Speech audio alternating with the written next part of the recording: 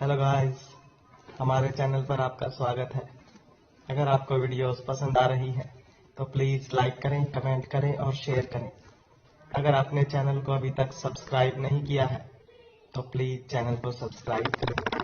रानी अलीशा को आज समझ नहीं आ रहा था कि आखिर उसकी खूबसूरती में ऐसी क्या कमी रह गई थी जो रोहित ने आज तक कभी एक आंख उठाकर भी उसकी ओर नहीं देखा था। मगर यहाँ रोहित की नज़रें अनीका के चेहरे से हटने का नाम भी नहीं ले रही थी।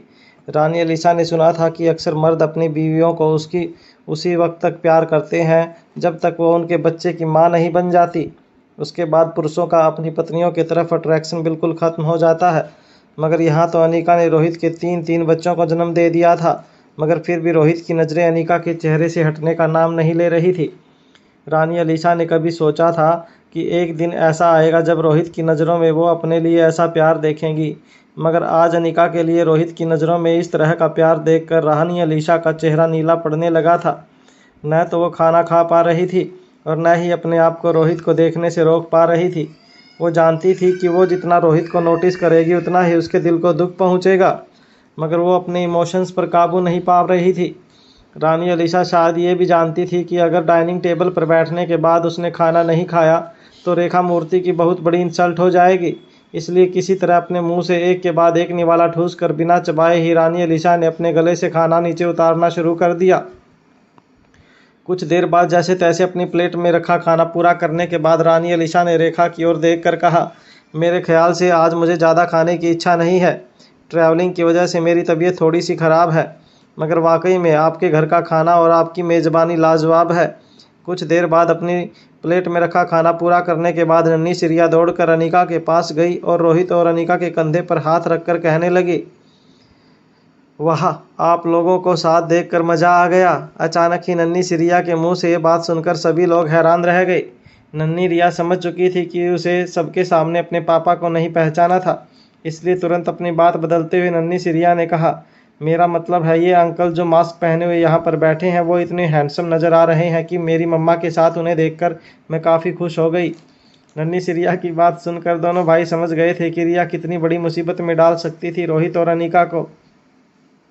आर्यन और अलेक्जेंडर दोनों ही ये नहीं समझ पा रहे थे आखिर रिया को पता कैसे चला कि एक मास्क पहना हुआ आदमी हैंडसम है।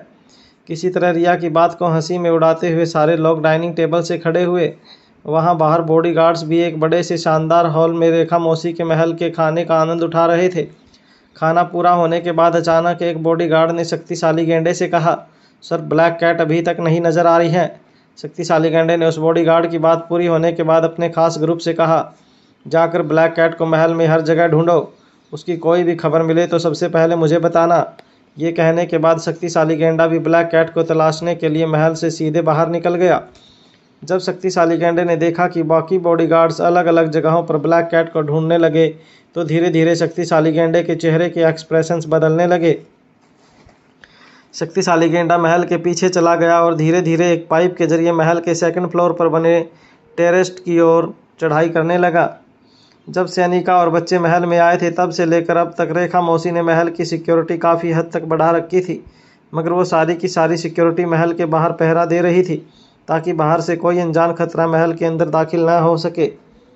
महल के अंदर इस वक्त रेखा मौसी, रानी अलीशा, अनीका, रोहित और बच्चों के अलावा बाहर का कोई व्यक्ति मौजूद नहीं था।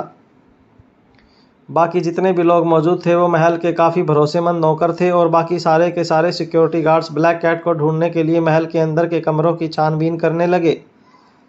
सबको ये हिदायत दी गई थी कि चाहे कुछ भी हो जाए रेखा मौसी के सीक्रेट रूम में कोई दाखिल न होने पाए। एक बॉडीगार्ड ने घर की साफ़ सफाई करने वाले एक नौकर से पूछा, क्या तुम अभी अभी साफ़ सफाई करके निकले हो? उस नौकर ने जवाब देते हुए कहा, हाँ, मैंने अभी सारे कमरों की सफाई की है। मैं और मेरे कुछ साथी पूरे बंगले की साफ़ सफाई करते हैं रोज़ाना, मगर आप जिसे ढूंढ रहे हैं ऐसी कोई लड़की हमें किसी कमरे में नहीं मिली। उस बॉडीगार्ड ने अपना सवाल आगे बढ़ाते हुए पूछा, क्या आप लोगों ने हर कमरे की सफाई की है? कहीं कोई कमरा छूटा तो नहीं? इस बात का जवाब देते हुए उस नौकर ने कहा, रेखा मैडम के सीक्रेट कमरे में हमें जाना अलाउड नहीं है।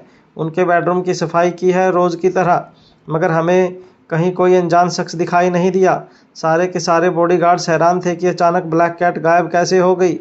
वहां मौका देखकर शक्तिशाली गैंडा देखते ही देखते किसी चीते की तरह अपनी ताकतवर हाथों के सहारे महल के सेकंड फ्लोर वाले टेरेस पर चढ़ाई करके पहुंच गया। टेरेस के रास्ते फिर से महल के अंदर की ओर दाखिल होते हुए शक्तिशाली गैंडे ने बड़े ही सावधानी से यहाँ वहाँ देखकर तसल्ली कर ली कि कोई उसे देख तो नहीं रहा था। शक्तिशाली गैंडा भी रेखा मौसी के सीक्रेट कमरे के बारे में अच्छी तरह से जानता था, मगर वो ये भी जानता था कि रेखा मौसी इतनी बेवकूफ़ नहीं थी कि वो V16 पाउडर का आखिरी डोज वो उस सीक्रेट कमरे में रखे, क्योंकि ये बात तो रेखा मौसी भी अच्छी तरह से जानती थी। अगर दुश्मन V16 पाउडर के पीछे पड़ेंगे तो ज़रूर सबसे पहले उनके सीक्रेट कमरे को तलाशने की कोशिश करेंगे। इसलिए ज़रूर रेखा मौसी ने V16 पाउडर ऐसी जगह पर रखा होगा जहाँ पर लोगों को ज़्यादा शक न हो। इसलिए शक्तिशाली गैंडा बिना वक्त गवाए सीधा रेखा मौसी के बेडरूम के अंदर घुस गया। शक्तिशाली गैंडा अच्छी तरह से जानता था कि उसके पास V16 पाउडर चुराने का ये इकलौता मौका था। उसके पास वक्त बहुत कम था। किसी की नज़र शक्तिशाली गैंडे पर पड़े उससे पहले रेखा मौसी के बेडरूम से V16 पाउडर चुरा कर शक्तिशाली गैंडों को वहां से बाहर निकलना था। बेडरूम में घुसने के बाद शक्तिशाली गैंडे ने जब अपनी नज़रें घुमाकर चारों तरफ देखा, तब उसकी नज़रें कमरे के कोने में रखे हुए रेफ्रिजरेटर पर पड़ी। शक्तिशाली गैंडा अच्छी तरह से जानता था कि V16 पाउडर को अगर 1 महीने तक सुरक्षित रखना है तो उसे कोल्ड स्टोरेज में रखना ज़रूरी था। रेखा मौसी के बेडरूम में रेफ्रिजरेटर देखकर शक्तिशाली गैंडा इतना समझ चुका था कि हो ना हो V16 पाउडर उसी रेफ्रिजरेटर में स्टोर किया गया था। बड़ी सावधानी से शक्तिशाली गैंडा धीरे धीरे रेफ्रिजरेटर की ओर अपने कदम आगे बढ़ाने लगा। शक्तिशाली गैंडे ने अपने दोनों कानों में ब्लूटूथ ईयरपीस पहन रखे थे, लेकिन अगर गौर से देखा जाए तब दोनों ही ईयरपीस के कलर अलग थे। इसका मतलब ये था कि शक्तिशाली गैंडा एक साथ 2 अलग अलग लोगों के साथ कम्युनिकेशन कर रहा था। रेफ्रिजरेटर का दरवाज़ा खोलने के लिए जैसे ही शक्तिशाली गैंडे ने अपना हाथ रेफ्रिजरेटर के हैंडल पर रखा था, उसके राइट कान के ब्लूटूथ में अचानक एक अलार्म बजने लगा। ये अलार्म इस बात का सिग्नल था कि रानी अलीसा किसी खतरे में थी। अलार्म सुनते ही शक्तिशाली गैंडे ने रेफ्रिजरेटर के दरवाजे से अपना हाथ हटाया और दौड़कर कमरे से बाहर निकलने लगा। जैसे ही शक्तिशाली गैंडे ने कमरे से बाहर निकलने के लिए दौड़ लगाई, उसके लेफ्ट कान के ब्लूटूथ में एक हल्की आवाज़ सुनाई दी। ये क्या कर रहे हो तुम? कमरे से बाहर क्यों जा रहे हो? शक्तिशाली गैंडे ने इस बात का जवाब देते हुए कहा, रानी अलीसा की जान खतरे में है, मुझे उन्हें बचाने जाना ही होगा। तभी लेफ्ट कान से आने वाली आवाज़ ने शक्तिशाली गैंडे को रोकते हुए धीमी आवाज़ में कहा, ये तुम क्या कह रहे हो? क्या तुम जानते भी हो कि ऐसा मौका दोबारा ज़िंदगी में कभी नहीं मिल सकता? V16 पाउडर को हासिल करने का ये एक आखिरी मौका है तुम्हारे पास। ये बेवकूफ़ी मत करो और हाथ आए V16 पाउडर को पहले सिक्योर कर लो। बजाय इसके कि शक्तिशाली गैंडा ब्लूटूथ से आ रही आवाज़ को मान लेता और V16 पाउडर हासिल कर लेता, वो रानी अलीसा को बचाने के लिए महल की सीढ़ियाँ उतरकर नीचे की ओर दौड़ता रहा। अपने अपने लेफ्ट कान पर एक हाथ रखकर उस पार से आने वाली आवाज़ को जवाब देते हुए कहा, देखो मुझे रानी अलीसा को बचाना जाना ही होगा। V16 पाउडर रेखा मूर्ति के बेडरूम में रेफ्रिजरेटर में मौजूद है, तो वो हासिल कर लो और जल्द से जल्द अपने आप को V16 पाउडर से इंजेक्ट कर लो। उसके बाद मैं आकर तुम्हें बचा लूँगा, मगर इस वक्त मेरे लिए रानी अलीसा की सेफ्टी सबसे ज़्यादा ज़रूरी है। ब्लूटूथ पर शक्तिशाली गैंडे के साथ बात कर रहे व्यक्ति को जवाब देने के बाद शक्तिशाली गैंडे लगातार तेज़ी से सीढ़ियाँ उतरकर रानी अलीसा को बचाने के लिए दौड़ लगाता रहा। इस दरमियान शक्तिशाली गैंडे को अपनी ज़िंदगी से जुड़ी हर बात याद आने लगी कि किस तरह आज से ठीक 10-11 साल पहले रानी अलीसा ने शक्तिशाली गैंडे की जान बचाई थी, और किस तरह उस वक्त शक्तिशाली गैंडे ने मन ही मन ये तय कर लिया था कि चाहे उसकी जान चली जाए, वो किसी भी हालत में रानी अलीसा की हिफाजत करके रहेगा। शक्तिशाली गैंडा अपने दिल की गहराइयों से रानी अलीसा से प्यार करता था। दरअसल सालों पहले जिन बच्चों पर ह्यूमन एक्सपेरिमेंट हुआ था, उनमें से सिर्फ 5 बच्चे पाउडर के साइड इफ़ेक्ट्स को झेलकर जिंदा बचे थे, जिनमें से एक शक्तिशाली गैंडा था। वो 5 बच्चे इतना अच्छी तरह से जानते थे कि अगर उन्हें 30 साल की उम्र से पहले V16 पाउडर का आखिरी डोज नहीं मिला तो वो 30 साल की उम्र तक पहुंचते ही दम तोड़ देंगे। शक्तिशाली गैंडे को पाउडर के एक के बाद एक डोज मिलते गए और पाउडर के साइड इफ़ेक्ट को मात देकर शक्तिशाली गैंडा अपनी जान बचाए रखने में कामयाब हुआ। मगर पाउडर का असर शक्तिशाली गैंडे के शरीर पर यह हुआ कि शक्तिशाली गैंडे के शरीर के अंदर एक साथ 10-10 हाथियों की ताकत इकट्ठा होने लगी थी। वो किसी पर अपना जोर आजमाना चाहता था। वो अकेला ही पूरी फौज से लड़ने के लिए तैयार था। उसके शरीर की ताकत और ऊर्जा इतनी ज़्यादा बढ़ गई थी कि शक्तिशाली गेंडा खतरनाक ऑर्गेनाइजेशन के खतरनाक गेंडा से मुकाबला करके एक दिन बेसमेंट से बचकर निकलने में कामयाब हो गया था। मगर जिस वक्त वो बचकर बाहर निकला था तब खतरनाक ऑर्गेनाइजेशन के गुंडों ने भी उसे कई गोलियां मारकर घायल कर दिया था। 15 साल की उम्र में भी अपने जिस्म पर कई गोलियां खाने के बावजूद शक्तिशाली गेंडा उन खतरनाक गुंडों से लड़कर बच निकलने में कामयाब रहा। मगर बेसमेंट से निकलते ही जब शक्तिशाली गेंडा राजमहल में किसी तरह पहुंचा तब राजमहल के सिक्योरिटी गार्ड ने उसे पकड़ लिया। अचानक इस तरह से लहूलुहान आदमी को राजमहल में देखकर वहां के सिक्योरिटी गार्ड्स को शक्तिशाली गेंडे पर शक हुआ और वो लोग राजमहल में घुसकर रॉयल फैमिली पर हमला करने के जुर्म में उसे मार गिराने के लिए बिल्कुल तैयार हो गए थे। मगर तभी एक 14-15 साल की लड़की राजकुमारी अलीशा ने अपने आदमियों से कहा कि वो लोग इस लड़के को न मारें। महल के सिक्योरिटी गार्ड्स ने राजकुमारी अलीशा को आगाह करते हुए कहा कि उनके सामने जो लहूलुहान आदमी खड़ा था वो बेहद खतरनाक लग रहा था और ज़रूर किसी साजिश के तहत राजमहल में घुसकर रॉयल फैमिली के लोगों को नुकसान पहुंचाने के इरादे से अंदर आया था। वो सारे सिक्योरिटी गार्ड्स अपनी अपनी बंदूक शक्तिशाली गेंडे की ओर तान कर बिल्कुल तैयार खड़े थे। वो लोग किसी भी वक्त शक्तिशाली गेंडे को गोलियों से छलनी करने वाले थे।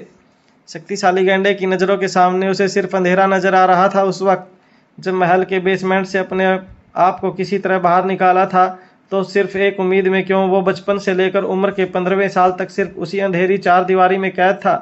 उसके शरीर के बढ़ती हुई ताकत उसकी सबसे बड़ी दुश्मन बन गई थी। वो बाहर निकलकर दुनिया को देखना चाहता था। वो उस दुनिया को एक बार देखना चाहता था जहाँ पर उसने जन्म लिया था। वो अपनी ताकत को आजमाना चाहता था। मरने से पहले वो एक बार जीना चाहता था। मगर महल के सिक्योरिटी गार्ड्स इस सपने को चूर चूर करने के लिए ठीक शक्तिशाली गेंडे के सामने खड़े थे।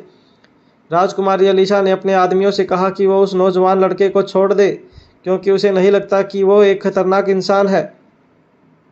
उसकी आंखों में उसे मासूमियत दिखाई दी। फटे हुए कपड़े, घायल शरीर और बहता हुआ खून देखकर भी राजकुमारी ने शक्तिशाली गेंडे से दूरी बनाने की बजाय उसे मदद करने की कोशिश की थी। अपने लोगों से कहकर राजकुमारी ने शक्तिशाली गेंडे का इलाज करवाया। वो हर दिन आकर उसकी खबर लेती अस्पताल में। बेसमेंट की काली दीवारों से बाहर आने के बाद शक्तिशाली गेंडे ने दुनिया की जो सबसे खूबसूरत चीज़ देखी थी वो थी राजकुमारी अलीशा की सूरत। शक्तिशाली गेंडा अपनी बची हुई ज़िंदगी इसी सूरत के नाम कर देना चाहता था। वो हर पल इसी सूरत के साथ रहना चाहता था। वो मन ही मन ये तय कर चुका था कि चाहे कुछ भी हो जाए वो राजकुमारी अलीशा पर आँच भी नहीं आने देगा। अपने आप से किया हुआ वादा शक्तिशाली गेंडा आज भी निभा रहा था। वो दौड़ता हुआ रेखा मूर्ति के महल की सीढ़ियां उतरकर राजकुमारी अलीशा, जो कि अब रानी अलीशा बन चुकी थी, उसे बचाने के लिए महल के लिविंग रूम में आया। रानी अलीशा की आंखों में काफी गुस्सा नजर आ रहा था। शक्तिशाली गेंडा समझ नहीं पा रहा था कि आखिर उन दोनों लड़कियों के बीच में क्या हुआ था। दरअसल खाना पूरा होने के बाद रेखा मौसी ने सभी लोगों से कहा था कि हर रोज की तरह खाना खाने के बाद वो अपने टेरेस गार्डन में रखे हुए स्पेशल पेड़ पौधों को पानी डालने जाया करती थी। रेखा मौसी के जाने के बाद किंग यानी कि रोहित मारवा ने भी बहाना बनाते हुए रानी अलीशा से कहा कि वो चारों बच्चों को लेकर गार्डन में खेलने जाएगा। दरअसल रोहित चारों बच्चों को लेकर गार्डन में तो गया था, मगर वो बच्चों को वहीं छोड़कर शक्तिशाली गेंडे को V16 पावर ड्रग चुराने से रोकने के लिए महल के मास्टर बेडरूम की ओर चला गया था। अब डाइनिंग हॉल में सिर्फ अनिका और रानी अलीशा ही बाकी थे। अनिका भी अब तक ये जान चुकी थी कि शक्तिशाली गेंडा किसी भी हालत में मास्टर बेडरूम से V16 पावर ड्रग चुरा लेगा और इसलिए शक्तिशाली गेंडे को रोकने के लिए अनिका का भी जल्द से जल्द रोहित की मदद करने पहुंचना चाहती थी। अनिका भी अच्छी तरह से जानती थी कि अकेले रोहित शक्तिशाली गेंडे का मुकाबला नहीं कर सकता था। मगर जब अनिका ने कमरे से बाहर निकलने के लिए अपने कदम आगे बढ़ाए तब अचानक ही रानी अलीशा ने अनिका को रोकते हुए पूछा, क्या हुआ? ब्लैक कैट के बारे में कुछ पता चला?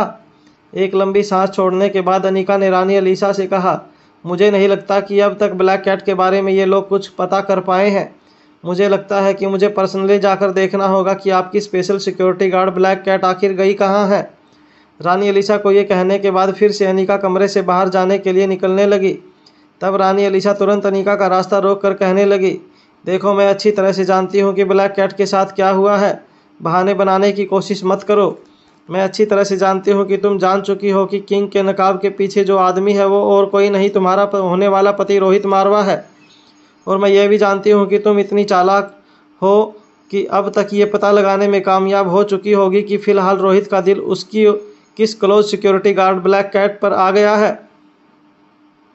रोहित और ब्लैक कैट के अफेयर के बारे में तुम्हें पता चल गया होगा और इसी वजह से तुमने ब्लैक कैट के साथ कुछ ऐसा किया है जिससे वो रोहित से हमेशा के लिए दूर हो जाए।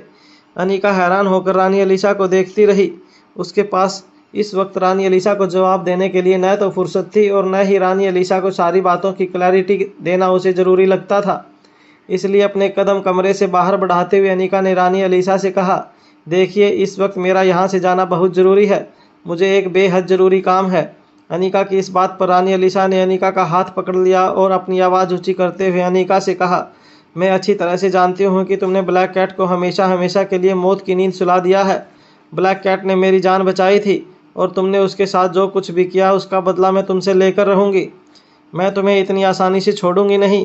मैं अच्छी तरह से जानती हूँ कि तुम मार्शल आर्ट में बहुत अच्छी हो, मगर मैं तुमसे डरने वाली नहीं हूँ। अगर तुमने सचमुच ब्लैक कैट को मार दिया है तो मुझे अभी के अभी बताओ, और अगर वो जिंदा है तो अभी के अभी ब्लैक कैट को मेरे सामने हाजिर करो, वरना मुझसे बुरा कोई नहीं होगा। रानी अलीशा की बात सुनने के बावजूद उसे पूरी तरह से इग्नोर करते हुए अपना हाथ झटक लिया और फिर से बाहर जाने की कोशिश करने लगी। तभी रानी अलीशा ने फिर से अनिका को दोनों कंधों से पकड़ लिया और उसे जोर से पीछे धकेल दिया। अनिका ने रानी अलीशा को वार्न करते हुए कहा, देखो मेरे रास्ते से हट जाओ, वरना तुम नहीं जानती कि मैं तुम्हारा क्या हाल करूंगी। अनिका की ये बात सुनते ही रानी अलीशा ने वो अलार्म बजा दिया जिसे शक्तिशाली गेंडा अलर्ट हो जाए। शक्तिशाली गेंडा जब दोनों लड़कियों के सामने आया तब रानी अलीशा ने अनिका की ओर इशारा करते हुए शक्तिशाली गेंडे से कहा, मारो इस लड़की को और तब तक मारो जब तक इसके शरीर से जान ना निकल जाए। शक्तिशाली गेंडे को इस वक्त अपने सामने देखकर अनिका हैरान रह गई थी। अनिका अच्छी तरह से जानती थी कि शक्तिशाली गेंडा V16 पावर ड्रग चुराने के लिए मास्टर बेडरूम गया था। अनिका को समझ नहीं आ रहा था कि अगर शक्तिशाली गेंडा V16 पावर ड्रग चुराने के इरादे से महल में आया था तो फिर उसने इतना सुनहरा मौका अपने हाथ से जाने क्यों दिया था। रानी अलीशा अनिका के सामने खड़ी हुई बार बार शक्तिशाली गेंडे से कहती रही कि वो अनिका की इतनी पिटाई करे कि अनिका के शरीर से जान निकल जाए। शक्तिशाली गेंडे के पास अपनी रानी का हुक्म मानने के अलावा और कोई रास्ता नहीं था।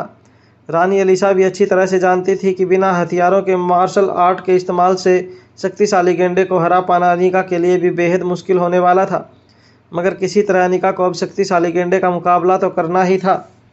शक्तिशाली गेंडे के साथ मुकाबला करने के लिए जैसे ही अनिका तैयार हुई, महल का सिक्योरिटी बजर जोर जोर से बजने लगा। महल के मास्टर बेडरूम में चोरी हुई थी। इससे साफ जाहिर था कि मास्टर बेडरूम से V16 पावर ड्रग चुरा लिया गया था। अनिका ये देखकर हैरान थी, अगर शक्तिशाली गेंडा उसकी आंखों के सामने खड़ा था तो फिर आखिर V16 पावर ड्रग चुराया किसने था। कुछ सेकंड तक हैरानी से शक्तिशाली गेंडे को देखने के बाद अनिका V16 पावर ड्रग चुराने वाले इंसान को पकड़ने के लिए ऊपर की ओर दौड़ लगाने लगी। शक्तिशाली गेंडा भी अनिका के पीछे पीछे ऊपर दौड़ कर जाना चाहता था। वो भी देखना चाहता था कि आखिर वो कौन था जिसने उसकी प्लानिंग पर पानी फेर दिया था। V16 पावर ड्रग चुराने का पूरा प्लान शक्तिशाली गेंडे का था, मगर ऐन वक्त पर किसी ने उसी की नाक के नीचे से V16 पावर ड्रग को चुरा लिया था। अनिका की ही तरह शक्तिशाली गेंडा भी काफ़ी हैरान था, मगर वो इस वक्त अनिका का पीछा करते हुए ऊपर मास्टर बेडरूम की ओर नहीं जा सकता था, क्योंकि वो जान चुका था कि इस वक्त रेखा मूर्ति के महल में हर तरफ खतरा मंडरा रहा था और वो रानी अलीशा को अकेला छोड़कर कहीं नहीं जा सकता था, और ना ही वो रानी अलीशा को कह सकता था कि वो क्यों अनिका का पीछा करके ऊपर की ओर जाना चाहता था। वहाँ सिक्योरिटी बजर सुनने के बाद रानी अलीशा के मन में एक अलग ही बात दौड़ने लगी। रानी अलीशा को लगा था कि शायद ब्लैक कैट को अनिका ने बंदी बना रखा था और किसी तरह ब्लैक कैट अपने आप को छुड़ाकर कैद से आज़ाद होने में सफल हुई थी, मगर उसके बाद हो सकता है कि ब्लैक कैट ऐसी ही जगह पर जा पहुंची हो जहां पर उसे जाना अलाउड नहीं था और जिसकी वजह से सिक्योरिटी अलार्म बजने लगा था। अनिका जिस तरह हड़बड़ाहट में दौड़कर ऊपर की ओर गई थी, वो देखकर रानी अलीशा का शक यकीन में बदलता जा रहा था। उसे अब लग रहा था कि अनिका इसलिए भागकर ऊपर गई थी ताकि वो ब्लैक कैट को लोगों की नज़रों में आने से रोके। रानी अलीशा ब्लैक कैट को लेकर काफ़ी भावुक हो गई थी। आखिर ब्लैक कैट ने उसकी जान बचाई थी, न सिर्फ उसकी बल्कि बड़ी रानी की भी जान बचाकर कहीं ना कहीं ब्लैक कैट ने राजघराने पर एक बहुत बड़ा एहसान किया था, और इस वक्त रानी अलीशा की नज़रों में ब्लैक कैट की जान खतरे में थी और वो किसी भी हालत में ब्लैक कैट की जान बचाना चाहती थी। वैसे तो किसी रानी के लिए अपने सिक्योरिटी गार्ड की हैसियत एक नौकर से कम नहीं थी, मगर ब्लैक कैट ने रानी अलीशा और बड़ी रानी के लिए जो कुछ भी किया था, उसके बाद ब्लैक कैट को मुसीबत के वक्त में अकेला छोड़ना रानी अलीशा को ठीक नहीं लग रहा था। इसलिए शक्तिशाली गैंडे की ओर देखकर इशारा करते हुए रानी अलीशा भी अनिका के पीछे ऊपर की ओर दौड़ लगाने लगी। कहीं ना कहीं शक्तिशाली गेंडा भी यही चाहता था और इसलिए वो रानी अलीशा के पीछे पीछे ऊपर की ओर दौड़ लगाने लगा। शक्तिशाली गेंडे के लिए जितना V16 पावर ड्रग को हासिल करना जरूरी था, उतना जरूरी उसके लिए रानी अलीशा की सेफ्टी थी। जब अनिका, शक्तिशाली गेंडा, रानी अलीशा और किंग का मास्क पहना हुआ रोहित वहां मास्टर बेडरूम के दरवाजे तक पहुंचे, तब उन्हें अंदर से जोर जोर से गोलियों की आवाज़ें सुनाई देने लगी। जब अनिका ने मास्टर बेडरूम का दरवाज़ा खोला, तब उसने देखा कि पूरा का पूरा कमरा ध्वंस हो चुका था। लगातार चल रही गोलियों की वजह से कमरे में मौजूद कांच का सामान और बाकी लकड़ी का सामान टूटकर ज़मीन पर बिखरा पड़ा था। अनिका ने अपनी जेब से एक रिमोट कंट्रोल निकाला और उसका बटन दबाते ही अंदर चल रही गोलियां अचानक से बंद हो गई। दरअसल अनिका अच्छी तरह से जानती थी कि शक्तिशाली गेंडा किसी भी हालत में V16 पावर ड्रग को चुराने के लिए मास्टर बेडरूम में ज़रूर पहुंचेगा। अनिका ये भी जानती थी कि भले ही शक्तिशाली गेंडा शारीरिक तौर पर कितना भी ताकतवर हो, मगर वो भी एक इंसान था। भले ही उसे फाइट में हराया नहीं जा सकता था, मगर गोलियों के सामने शक्तिशाली गेंडे का शरीर भी जवाब दे जाता। इसलिए अनिका ने पहले से मास्टर बेडरूम में मोशन सेंसर लगा रखे थे और उन मोशन सेंसर्स को कनेक्ट करती हुई कई सारी मशीन गन उनके बेडरूम के अंदर प्लांट कर रखी थी। ये गन तभी चलती थी जब कोई रेफ्रिजरेटर से V16 पावर ड्रग को चुराने की कोशिश करता। गन लगातार चल रही थी। इसका मतलब साफ था कि किसी ने रेफ्रिजरेटर खोलकर V16 पावर ड्रग को चुराने की कोशिश की थी। लगातार चल रही गोलियों की वजह से पूरे कमरे में धुआं फैल गया था, मगर जब लोगों ने गौर से देखा तब उन्हें धुएं के बीच में से एक हल्की हल्की हरकत होती हुई महसूस हुई। V16 पावर ड्रग को हासिल करने के बाद अनिका इतना तो जान चुकी थी कि अनिका के दुश्मन हर तरफ से उस पर हमला कर सकते थे, मगर अनिका ने यह कभी नहीं सोचा था कि दुश्मन सामने होने के बावजूद एक और दुश्मन धुएं के उस पार अनिका का इंतजार कर रहा था। अनिका जानना चाहती थी कि आखिर V16 पावर ड्रग हासिल करने के लिए और कितने लोग अनिका के पीछे पड़े थे।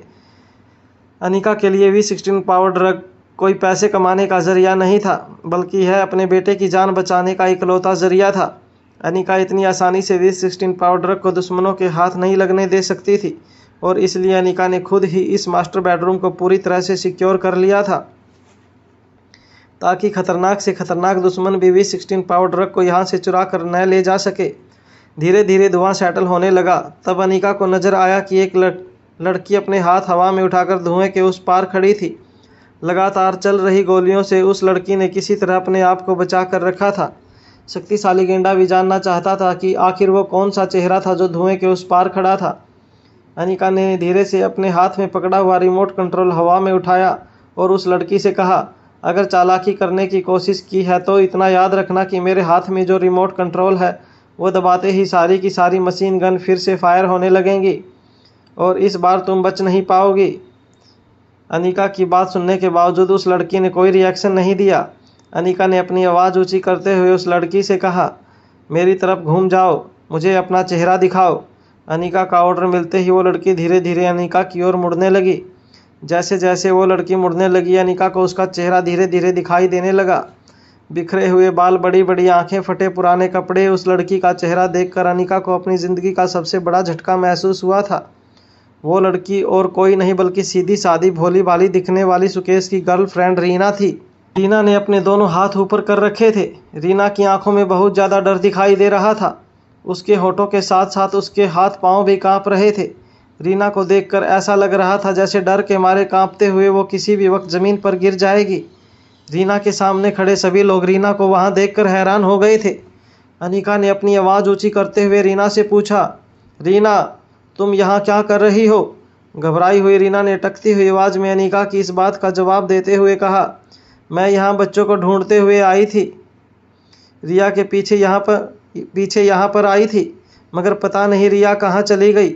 जब मैं इस बेडरूम के अंदर आई तब मैंने देखा कि एक आदमी रेफ्रिजरेटर खोलकर अंदर से कुछ निकालने की कोशिश कर रहा था। मुझे लगा वो चोर है, इसलिए मैंने पीछे से उसे आवाज़ लगाई, मगर वो आदमी खिड़की से कूद कर भाग गया। रीना की बात सुनने के बाद जब अनिका ने रेफ्रिजरेटर की ओर अपनी नज़र डाली तो उसने देखा कि रेफ्रिजरेटर का दरवाज़ा खुला हुआ था और V16 पाउडर ड्रग की डोज वाला मेटल बॉक्स अंदर से गायब था। अनिका के पीछे खड़ी रानी अलीशा V16 पाउडर के बारे में कुछ नहीं जानती थी। वो ये सारा का सारा नज़ारा देखकर बेहद हैरान हो गई थी। मास्टर बेडरूम के अंदर खड़ी रीना की ओर जाने के लिए अब रानी अलीशा ने अपने कदम आगे बढ़ाए, तब अचानक ही बेडरूम के अंदर प्लांट की हुई मशीन गन फिर से चलने लगी। इससे पहले कि रानी अलीशा को कोई चोट पहुंचती, अनिका ने एक झटके से रानी अलीशा को कमरे से बाहर खींच लिया। अनिका की ओर हैरानी से देखते हुए रानी अलीशा ने अनिका से पूछा, ये किस तरह का घर है और तुम ऐसे बेडरूम में क्यों सोती हो जहाँ पर जगह जगह पर मशीन गन प्लांट की गई है? हमारे घर में भी बेहद कड़क सिक्योरिटी है, मगर मैंने कभी भी सिक्योरिटी के नाम पर इतनी खतरनाक तैयारियां नहीं देखी हैं। अब देखो तुमने क्या किया है। तुमने सिक्योरिटी के नाम पर ये सारी मशीन गन जो बेडरूम के अंदर प्लांट की हैं, अभी उन गन की वजह से किसी की जान जा सकती थी। रानी अलीशा की बात सुनने के बाद रीना अपनी जगह पर खड़ी जोर जोर से रोने लगी। अनिका बड़े ही ध्यान से रीना को देख रही थी। रोती हुई रीना को देखकर अनिका ने पूछा, तुम यहाँ इस कमरे में कैसे आई रीना? बच्चे तो बाहर गार्डन में खेल रहे हैं। दरअसल एक दिन पहले ही सुस्मिता से कहकर अनिका ने रीना को रेखा मौसी के बंगले पर बुला लिया था। अनिका अच्छी तरह से जानती थी कि रिया और रीना के बीच में काफ़ी लगाव हो गया था और फिर रीना जिस कंडीशन में थी, रीना की मदद करने का इससे बेहतर और कोई तरीका नहीं था। बच्चों को भी रीना संभाल लेती और बदले में रीना को भी रहने खाने के लिए आसरा मिल जाता। अनिका का सवाल सुनने के बाद अटकती हुई आवाज़ में रीना ने रोते हुए कहा, मैं यहाँ रिया को ढूंढते हुए आई थी। नहीं नहीं, मैं यहाँ सुकेश को ढूंढते हुए आई थी। सुकेश मुझे यहीं कहीं नज़र आया था। सुकेश इस बार जब मुझे मिलेगा तो मैं उससे कहूँगी कि वो हमारी हर बात माने। वो तुम्हारे साथ ऑफिस में काम करेगा, रोज़ शाम को घर लौटाएगा। वो तुम्हारी हर बात मानेगा। तुम बस उसे नौकरी पर वापस बुला लेना। रीना की हालत देखकर रानी अलीशा भी समझ गई थी कि रीना की मानसिक हालत बहुत कमज़ोर थी। रानी अलीशा को भी अब रीना पर काफ़ी दया आने लगी थी। तभी अनिका ने अपनी आवाज़ ऊंची करते हुए रीना की ओर देखकर कहा, अब ये नाटक बंद करो स्पेसी, और अपने असली रूप में आ जाओ, वरना याद रखना तुम्हें चाहे कितनी भी चालाक क्यों न हो, लेकिन अगर एक गोली भी निशाने पर लग गई तो तुम्हारी ज़िंदगी कुछ ही पलों की मेहमान बनकर रह जाएगी। अनिका की आवाज़ सुनने के बाद रीना और भी ज़्यादा डर गई।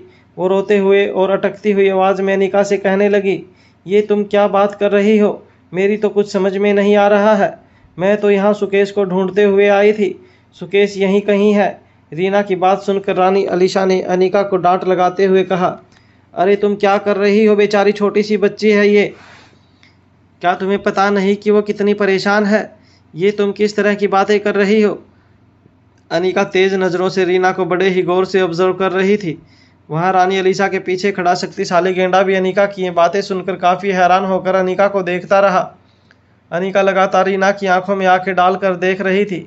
अनिका की तेज नज़रें रीना की आंखों को चीरते हुए उसके दिमाग पर असर कर रही थी।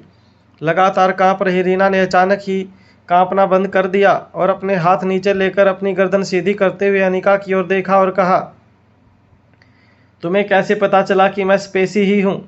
कमज़ोर, लाचार और डरी सहमी लगने वाली रीना की आंखों में अचानक ही एक शैतानी जुनून आ गया। नन्ही सी कांच की गुड़िया जैसी दिखने वाली रीना अचानक ही एक डरावने शैतान जैसी लगने लगी। रीना के होठ सफ़ेद पड़ चुके थे, उसके बाल बिखरे हुए और आंखों के नीचे कालिख देखकर जिस रीना पर लोगों को अक्सर दया आया करती थी, उसी रीना को इस वक्त देखकर सामने खड़े लोगों को खौफ महसूस हो रहा था। अंगड़ाई लेते हुए रीना ने फिर से अनिका से पूछा, अरे बताओ भी, कैसे पता चला तुम्हें कि मैं ही स्पेसी हूँ? अनिका को देखकर ऐसा लग रहा था जैसे रीना के इस रूप को देखकर वो हैरान जरूर थी, मगर उसने कहीं न कहीं ये पहले से एक्सपेक्ट कर लिया था। अनिका ने अपने हाथों में अभी भी रिमोट कंट्रोल पकड़ रखा था।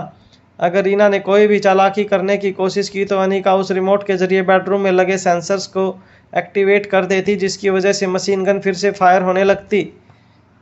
रीना की बात का जवाब देते हुए अनिका ने कहा, जब सुकेश मरा था उसी दिन मुझे पता चल गया था कि स्पेसी सुकेश नहीं था। अनिका की आंखों के सामने सुकेश मरा था। सुकेश की मौत उसकी ही कार में प्लांट किए हुए बॉम्ब एक्सप्लोजन की वजह से हुई थी और अनिका अच्छी तरह से जानती थी कि वो बॉम्ब लगाने वाला और कोई नहीं बल्कि खुद शक्तिशाली गेंडा था। और शक्तिशाली गेंडे के बारे में अनिका इतना जानती थी कि हालांकि उसके शरीर में गजब की ताकत थी, मगर V16 पावर ड्रग हासिल करने के लिए उसे न सिर्फ अनिका से लड़ना था बल्कि क्रिस्टोफर की खतरनाक ऑर्गेनाइजेशन से भी लड़ना था। और इतना खतरनाक ऑर्गेनाइजेशन से दुश्मनी मोल लेने के लिए जो प्लानिंग और जो स्ट्रेटजी बनानी पड़ती है, उतनी इंटेलिजेंस लेवल शक्तिशाली गैंडे के दिमाग में नहीं थी। उसे किसी ऐसे इंसान के सहारे की ज़रूरत थी जो इस बात में उसे अच्छी तरह से कॉम्प्लीमेंट करे। शक्तिशाली गैंडे के पास शारीरिक ताकत थी, तब उसे ज़रूरत थी दिमागी ताकत की, और स्पेसी उस दिमागी ताकत को अच्छी तरह से कॉम्प्लीमेंट कर रहा था। इसका मतलब ये था कि अगर सुकेश सचमुच स्पेसी होता तो शक्तिशाली गैंडे ने कभी भी उसे खत्म करने के बारे में सोचा नहीं होता। सुकेश की मौत इस बात का सबूत था कि सुकेश स्पेसी नहीं था, और जानबूझकर अनिका ने एक जाल बिछाया था जिसमें वो रीना को ट्रैप करना चाहती थी। अनिका ने अपनी बात आगे बढ़ाते हुए रीना से कहा, और भी कई सबूत हैं जो ये साबित करते हैं कि तुम जो दिखती हो वो तुम हो नहीं। भले ही तुम भोली भाली मासूम दिखती हो, मगर तुम्हारे अंदर जो दिमाग है वो किसी शैतानी ताकत से कम नहीं है। जब ये सारी बातें हो रही थी तब भूमिका भी वहाँ पर आ पहुँची थी। भूमिका ने अपने हाथों में पकड़ी हुई बंदूक रीना की ओर तान रखी थी।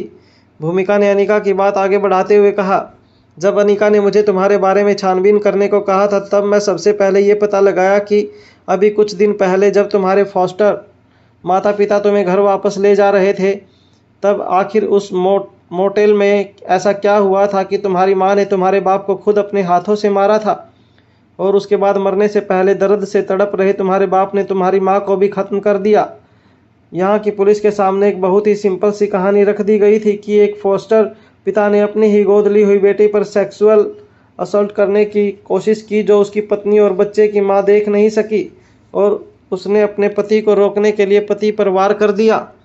पति ने अपने आप को बचाने के लिए पत्नी पर वार कर दिया, और हाथापाई में दोनों ही मर गए, और पीछे छोड़ गए एक रोती बिलखती मानसिक तौर पर कमज़ोर लड़की जिस पर पूरी दुनिया तरस खाने लगेगी। मगर जब मैंने गौर से इस पूरे केस की छानबीन की तब मुझे एक और पहलू नज़र आया। ऐसा भी हो सकता था कि उन बेचारे पति पत्नी के सामने कुछ ऐसे हालात खड़े कर दिए गए हों जिसकी वजह से वे मजबूर हो गए हों एक दूसरे की जान लेने के लिए। भूमिका भी पूरी बात सुनने के बाद रीना फिर से अंगड़ाई लेने लगी। इस बार बड़ी ही कड़क आवाज़ में रीना ने भूमिका की ओर देखकर पूछा, तुम कहना क्या चाहती हो? जिस बाप ने मुझे गोद लिया था वो मेरा शारीरिक शोषण करना चाहे तो मैं चुपचाप उसे वो सब करने दे दूं? हाँ, हो सकता है मैंने अपने आप को बचाने के लिए कुछ प्लानिंग की हो, मगर उसमें गलत क्या है? अपने आप को इस तरह के घिनौने हादसे का शिकार होने से बचाना कोई जुर्म नहीं है। उन दोनों ने मुझ पर बहुत अत्याचार किए थे, ऊपर वाले ने उन्हें बराबर सज़ा दे दी। घिनौने कामों की सज़ा तो इसी जन्म में मिलकर रहती है। क्या तुम्हें उन लोगों के लिए दुख हो रहा है? भूमिका ने इस बात का जवाब देते हुए कहा, मुझे दुख इसलिए हो रहा है कि बिना किसी कारण उन्हें सज़ा मिली है। उन्हें उस जुर्म की सज़ा मिली है जो उन्होंने किया ही नहीं। एक मासूम और बेसहारा लड़की को सहारा देना कोई जुर्म नहीं है। तुमने देवता समान लोगों को बदनाम करके उनकी जान ली है, और ये पहली बार नहीं किया है तुमने, ऐसा तुमने लगातार तीसरी बार किया है। भूमिका की ये बात सुनकर वहाँ खड़े सभी लोग हैरानी से भूमिका की ओर देखने लगे। रीना भी फटी हुई आंखों से भूमिका की ओर देख रही थी। अपने हाथों में पकड़ा हुआ एक कागज़ का टुकड़ा रीना की ओर लहराते हुए भूमिका ने कहा, ये तीसरा बे औलाद जोड़ा था जिसने तुम्हें गोद लिया था, और इत्तेफाक की बात यह है कि तीनों ही बार तुम्हारे फॉस्टर माता पिता ने किसी न किसी हादसे की वजह से एक दूसरे को मौत के घाट उतार दिया था, मगर हर बार तुम बचती रही। ऐसा ज़बरदस्त इत्तेफाक तो सिर्फ आज तक तुम्हारे साथ ही हुआ है। भूमिका की बात सुनने के बाद जैसे ही रीना ने अपने कदम आगे बढ़ाने की कोशिश की, भूमिका ने एक गोली सीधे रीना के पैरों के पास दाग दी। गोली फर्श पर लगी थी, मगर गोली के इम्पैक्ट की वजह से रीना ने अपने आगे बढ़ते हुए कदम रोक लिए। भूमिका ने रीना की ओर बंदूक तानते हुए कहा, तुम्हें बिल्कुल सही कहा। इंसान के बुरे कर्मों की सज़ा उसे इसी जन्म में मिलकर रहती है, और तुम्हें भी अपने कर्मों की सज़ा इसी जन्म में मिलकर रहेगी। मगर वो सज़ा हम नहीं देंगे, वो सज़ा तुम्हें इस देश का कानून देगा, क्योंकि तुम गुनहगार इस देश के नागरिकों की हो, उन नागरिकों की जिन्होंने तुम पर भरोसा करके तुम्हें एक बेहतर ज़िंदगी देने के लिए तुम्हें सहारा दिया, और तुमने बदले में उनके साथ विश्वासघात किया। वैसे तो तुम्हारे लिए एक बार मौत की सज़ा भी कम है। मैं तो चाहती हूँ तुम्हारे कर्मों के लिए तुम्हें 7 बार मौत दी जाए। भूमिका की बात खत्म होते ही रीना ने अपनी आवाज़ ऊंची करते हुए कहा, अगर मुझे मारने की कोशिश की है तो उस V16 पाउडर को हमेशा हमेशा के लिए भूल जाना, क्योंकि इस वक्त V16 पाउडर मेरी नसों में खून बनकर दौड़ रहा है। मैंने V16 पावर ड्रग अपने अंदर इंजेक्ट कर लिया है। रीना की आवाज़ और भी ज़्यादा शैतानी होती जा रही थी। अपनी ओर तनी हुई बंदूक की ओर देखकर रीना ने अपने गले से शैतानी आवाज़ निकालते हुए कहा, मैंने अपने अंदर V16 पावर ड्रग के दोनों डोज को इंजेक्ट कर लिया है। अब अगर V16 पावर ड्रग हासिल करना है तो सिर्फ एक ही ज़रिया है, वो है मेरे खून के ज़रिए तुम्हें V16 पावर ड्रग को हासिल करना होगा। अगर मैं मर गई तो हमेशा हमेशा के लिए V16 पावर ड्रग भी इस दुनिया से ख़त्म हो जाएगा। रीना की ये बात सुनकर वहाँ खड़े सभी लोगों के होश उड़ गए। खुली खिड़की से चल रही हवाओं की वजह से रीना के बिखरे हुए बाल हवा में लहराने लगे थे। उसके सूखे हुए होंठ और सूखे पड़ चुके थे। उसके चेहरे को देखकर ये कहना मुश्किल हो गया था कि रीना सचमुच कोई इंसान थी या कोई शैतान का रूप। रीना के चेहरे पर एक शैतानी हंसी थी और उसे देखकर यह अंदाज़ा लगाया जा सकता था कि रीना अपने आप को इस दुनिया की खुदा समझने लगी थी। दुनिया का सर्वशक्तिमान इंसान बनने की रेस में रीना इस वक्त सबसे आगे थी और वो जान चुकी थी कि चाहकर भी कोई उसका बाल भी बांका नहीं कर सकता था। अनिका अच्छी तरह से जानती थी कि एक बार अगर V16 पावर ड्रग का इंजेक्शन इंसान के शरीर में दे दिया जाए तो पावर ड्रग के लिक्विड को वापस उस इंसान के शरीर से बाहर निकालना लगभग नामुमकिन था। रीना के कहने के मुताबिक रीना ने एक साथ दोनों ही डोज को एक साथ अपने शरीर के अंदर इंजेक्ट कर लिया था। इसका मतलब यह था कि उसके शरीर में V16 पावर ड्रग का जो डोज ज़रूरत से ज़्यादा मात्रा में मौजूद था, मगर किसी इंसान के शरीर से एक्सेस डोज इतनी आसानी से निकाला नहीं जा सकता था। अगर ऐसा होता तो सांप के काटने पर लाखों लोगों की जान बचाई जा सकती थी। जिस तरह धीरे धीरे सांप का जहर इंसान के शरीर में फैलता जाता है, उसी तरह इंजेक्शन के द्वारा लिया हुआ डोज भी धीरे धीरे इंसान के खून में शामिल होने लगता है। और अनिका अब तक इतना तो जान चुकी थी कि इतनी देर में रीना के शरीर में धीरे धीरे पावर ड्रग का डोज उसके खून में मिलना शुरू हो गया था। अब रीना के शरीर से पावर ड्रग के डोज को वापस हासिल करने का सिर्फ एक ही रास्ता था। रीना के शरीर के खून के जरिए फिर से पावर ड्रग को एक डेस्टिनेशन प्रोसेस के जरिए हासिल किया जाए। इसके लिए रीना के शरीर से काफ़ी खून निकालना पड़ता। ऐसा करने से रीना की मौत भी हो सकती थी, और अगर रीना की मौत हो गई तो रीना के साथ साथ V16 पावर ड्रग भी हमेशा हमेशा के लिए ख़त्म हो जाएगा। और दूसरी बात ये थी कि अगर किसी तरह रीना के शरीर से धीरे धीरे खून निकालकर पावर ड्रग को उसके खून से हासिल करना था तो उसके लिए कम से कम 7 से 8 महीनों का वक्त लग सकता था। और अनिका अच्छी तरह से जानती थी कि अलेक्जेंडर के पास उतना वक्त नहीं था। रानी अलीशा अनिका और रीना के बीच में चल रही बातों को बिल्कुल नहीं समझ पा रही थी। वो काफ़ी कंफ्यूज्ड लग रही थी। वो परेशान भी थी कि आखिर एक मामूली लड़की ने अगर घर में चोरी करने की कोशिश की थी तो इतना बड़ा बखेड़ा खड़े करने की क्या ज़रूरत थी। मगर रानी अलीशा के ठीक पीछे खड़ा शक्तिशाली गेंडा रीना की बातें सुनकर हैरान रह गया था। उसके चेहरे को देखकर ये साफ पता चल रहा था कि रीना की हरकत को लेकर वो काफ़ी नाखुश था। उसके साथ बहुत बड़ा विश्वासघात हुआ था। रीना ने दोनों डोज अपने ऊपर इस्तेमाल कर लिए थे। ये बात सुनते ही शक्तिशाली गेंडे का गुस्सा उसके कंट्रोल से बाहर हो गया। उसने ऊंची और सख्त आवाज़ करते हुए सामने खड़ी रीना से कहा, तुम मेरे साथ इतना बड़ा धोखा करोगी ये मैं सोच भी नहीं सकता था। तुमने दोनों डोज अपने ऊपर इस्तेमाल कर लिए। हमारे बीच एक सौदा हुआ था कि हम दोनों एक दूसरे के साथ कभी विश्वासघात नहीं करेंगे। मैंने हर कदम पर तुम्हारा साथ दिया है और आज तुमने मेरे साथ इतना बड़ा धोखा किया।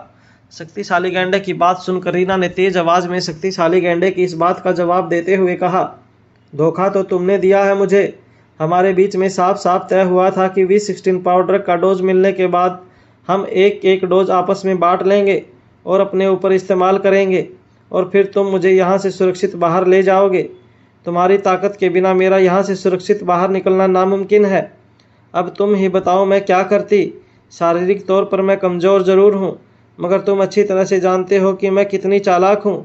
मेरे हर प्लान पर मेरा एक प्लान भी हमेशा तैयार रहता है। तुमने जैसे ही मुझे धोखा दिया मैंने दोनों डोज को अपने शरीर के अंदर इंजेक्ट कर दिया। इससे मैंने अपने आप को सिक्योर किया है। मैं अच्छी तरह से जानती हूँ कि चाहकर भी कोई मेरी जान नहीं ले सकता, क्योंकि मेरी जान के साथ साथ V16 पावर ड्रग का डोज भी हमेशा के लिए इस दुनिया से चला जाएगा। मैंने अपनी सिक्योरिटी के लिए दोनों डोज अपने आप पर इस्तेमाल किए हैं। रीना की बात सुनने के बाद शक्तिशाली गेंडे ने रीना को आंखें दिखाते हुए कहा, मगर हमारे बीच में ये करार हुआ था कि हम दोनों एक दूसरे की मदद करेंगे। 2 डोज हमारे हाथ लगते ही एक एक डोज आपस में बांट लेंगे। तुमने अपने आप को बचाने के लिए मेरे साथ इतना बड़ा धोखा किया है। तुम कितनी ज़्यादा सेल्फिश हो। शक्तिशाली गेंडे की यह बात सुनते ही रीना ने अपनी आवाज़ ऊंची करते हुए कहा, धोखेबाज वो लोग होते हैं जो ऐन वक्त पर अपने साथी को इतनी खतरनाक सिचुएशन में अकेला छोड़ देते हैं। इस रानी को जरा सी खरोच क्या पहुंची। तुम इतना बड़ा मिशन अधूरा छोड़कर उसे बचाने के लिए निकल गए। तुमने अपने साथ साथ मेरी जान को भी खतरे में डाल दिया था।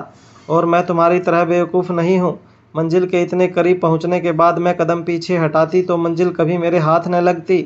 शक्तिशाली गेंडे और रीना के बीच चल रही बातों को सुनकर रानी अलीशा को अपने कानों पर यकीन नहीं हो रहा था। उसे शक्तिशाली गेंडे और रीना के बीच का कनेक्शन समझ ही नहीं आ रहा था। बड़ी हैरानी के साथ रानी अलीशा ने शक्तिशाली गेंडे से पूछा, ये सब क्या चल रहा है और तुम इस लड़की को कैसे जानते हो? ये कौन से धोखे की बात चल रही है? क्या तुम लोग दोनों मिलकर राजमहल में कुछ चोरी करने वाले थे? मैंने तुम पर सबसे ज़्यादा विश्वास किया है। मैंने हमेशा से ही अपने सबसे क्लोज सिक्योरिटी गार्ड के तौर पर सिर्फ तुम्हें देखा है। अगर इस दुनिया में मुझे सबसे ज़्यादा किसी पर भरोसा है तो वो तुम हो, और आज तुमने मुझे इतना बड़ा धोखा दिया है। तुम इस लड़की के साथ मिलकर रेखा मूर्ति जी के घर पर चोरी करना चाहते हो। अगर तुम्हें पैसों की इतनी ज़रूरत थी तो मुझे कह देते। मैंने क्या कुछ नहीं किया है आज तक तुम्हारे लिए। तुम्हें रहने के लिए घर दिया है, अच्छी खासी तनख्वाह देते हैं हम, और तुम्हें फिर भी पैसे की कमी पड़ रही है तो तुम मुझसे कह देते। हमारे राजघराने की तिजोरियां अभी इतनी खाली नहीं हुई हैं कि हम तुम्हारी ज़रूरतों को पूरा ना कर सकें। इस तरह किसी के घर आकर उसके घर में चोरी करना तुम्हें शोभा नहीं देता। तुम्हारी इस हरकत ने पूरे के पूरे राजघराने का सर रेखा मूर्ति जी के सामने शर्म से झुका दिया है। शक्तिशाली गेंडा समझ नहीं पा रहा था कि वो रानी अलीशा को किस तरह से पूरी सिचुएशन को समझाए। अनिका ने रानी अलीशा की ओर कदम बढ़ाते हुए कहा, देखिए रानी साहिबा, ये सब कुछ बहुत कॉम्प्लिकेटेड है, आपकी समझ से बिल्कुल बाहर। जब अनिका ने ऐसी बात रानी अलीशा के बारे में सबके सामने कही तब रानी अलीशा का ईगो भी काफ़ी हर्ट हुआ। उसने शक्तिशाली गेंडे को ऑर्डर करते हुए कहा, मुझे अभी के अभी बताओ कि ये सब क्या चल रहा है, क्या छुपा रहे हो तुम हमसे? तभी भूमिका ने आगे आते हुए रानी अलीशा से कहा, योर हाइनेस, दरअसल यह आदमी जो आपका क्लोज सिक्योरिटी गार्ड है वो इस दुनिया का सबसे खतरनाक सीरियल किलर है। कई मुल्कों की पुलिस इसे कई लोगों के मर्डर के इल्ज़ाम में ढूंढ रही है। ये इंसान के रूप में भेड़िया है, भेड़िया। अपने सामने खड़े हुए शक्तिशाली गेंडे की ओर देखकर रानी अलीशा को विश्वास नहीं हो रहा था कि भूमिका ये सब कुछ क्या कह रही थी और क्यों कह रही थी। अपने चेहरे पर साफ साफ हैरानी दिखाते हुए रानी अलीशा ने भूमिका से पूछा, ऑफिसर, ये तुम क्या कह रही हो? एक मामूली चोरी को तुम ये किस तरह से प्रेजेंट कर रही हो? भूमिका के ठीक पीछे खड़ी रेखा मूर्ति की ओर देखकर रानी अलीशा ने कहा, देखिए रेखा जी, मैंने हमेशा से ही आपको हमारे ख़ानदान का एक रिश्तेदार समझा है। हाँ, मेरे सिक्योरिटी गार्ड से एक बहुत बड़ी भूल हो गई है। उसने आपके घर पर चोरी करने की कोशिश की है, जिसकी सज़ा हमारी रियासत उसे ज़रूर देगी। मगर इस वक्त मेहरबानी करके इस बात को यहीं पर दबा दीजिए। आपका जो भी नुकसान हुआ है वो मैं भुगतने के लिए तैयार हूँ। आपको अच्छे से अच्छा कंपनसेशन दिया जाएगा, लेकिन ज़रा समझने की कोशिश कीजिए। अगर इस बात को यहाँ दबाया नहीं गया तो हमारी रियासत की बहुत बदनामी हो सकती है। और मैं मेरे सिक्योरिटी गार्ड को अच्छी तरह से जानती हूँ, ये सालों से मेरे साथ है, ये कभी धोखा नहीं दे सकता। पता नहीं आज उसने ऐसा सब क्यों किया है, मगर मैं इसे अच्छी तरह से जानती हूँ। इसे किसी ने फंसाया है। मुझे तो लगता है कि ज़रूर ये जो लड़की सामने खड़ी है उसी ने इसे फंसाया है। रेखा को ये सारी बातें कहने के बाद रानी अलीशा ने फिर से शक्तिशाली गेंडे की ओर देखकर कहा, सच बताओ, ये लड़की तुम्हारी गर्लफ्रेंड है ना? और इसी के कहने पर तुमने ये सब कुछ किया है? इसकी बातों में आकर ऐसा कदम उठाने से पहले एक बार तो सोच लिया होता कि तुम्हारी इस हरकत से हमारी रियासत और हमारे देश की कितनी बदनामी हो सकती है। वहाँ शक्तिशाली गेंडा ये सोच सोच कर शर्मिंदा हो रहा था कि उसकी वजह से रानी अलीशा को सबके सामने इतनी जिल्लत उठानी पड़ रही थी। मगर साथ ही साथ उसे अपनी रानी को देखकर यह एहसास भी हो रहा था कि उसकी रानी के मन में उसके लिए कितनी इज्जत थी। लोगों ने शक्तिशाली गेंडे पर इतने संगीन इल्ज़ाम लगाए थे, मगर फिर भी रानी अलीशा ने ये मानने के लिए तैयार नहीं थी कि जिस इंसान पर उसने इस दुनिया में सबसे ज़्यादा भरोसा किया था वो कभी इतना खतरनाक हो सकता था। शक्तिशाली गेंडे को आज अपने आप पर शर्मिंदगी महसूस हो रही थी। वो रानी के विश्वास पर खरा नहीं उतर पाया था, मगर वो जानता था कि उसके पास इसके अलावा और कोई रास्ता नहीं था। अपने आप को बचाने के लिए उसका V16 पावर ड्रग तक पहुंचना बेहद ज़रूरी था। रानी एलिशा अपने सबसे करीबी सिक्योरिटी गार्ड को सबके सामने डिफेंड करती रही। तभी रेखा मौसी ने आगे बढ़कर रानी एलिशा से कहा, योर ऑनर्स, मैं आपको पूरी बात समझाने की कोशिश करती हूँ। जब रेखा मौसी ने रानी एलिशा से बात कही तब रानी एलिशा बड़े ही ध्यान से रेखा मौसी की बातें सुनने लगी। रेखा मौसी ने रानी एलिशा से पूछा, आप क्रिस्टोफर की खतरनाक ऑर्गेनाइजेशन के बारे में तो अच्छी तरह से जानती हैं। रानी एलिशा अब तक यह अच्छी तरह से जानती थी कि बड़ी रानी और उसके ऊपर जो हमले हुए थे वो क्रिस्टोफर की खतरनाक ऑर्गेनाइजेशन ने करवाए थे, और रानी एलिशा यह भी जानती थी कि वो ऑर्गेनाइजेशन कितनी खतरनाक थी।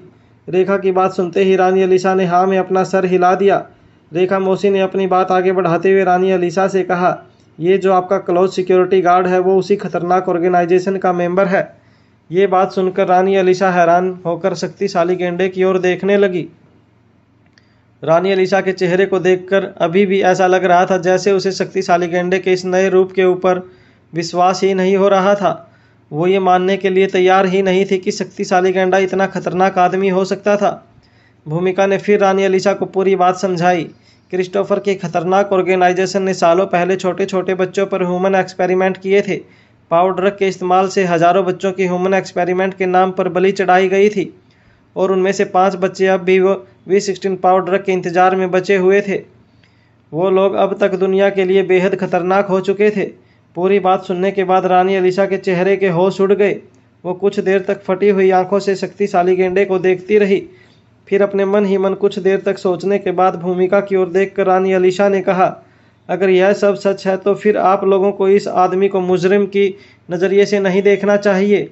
अरे इस पर खुद पर अत्याचार हुए हैं।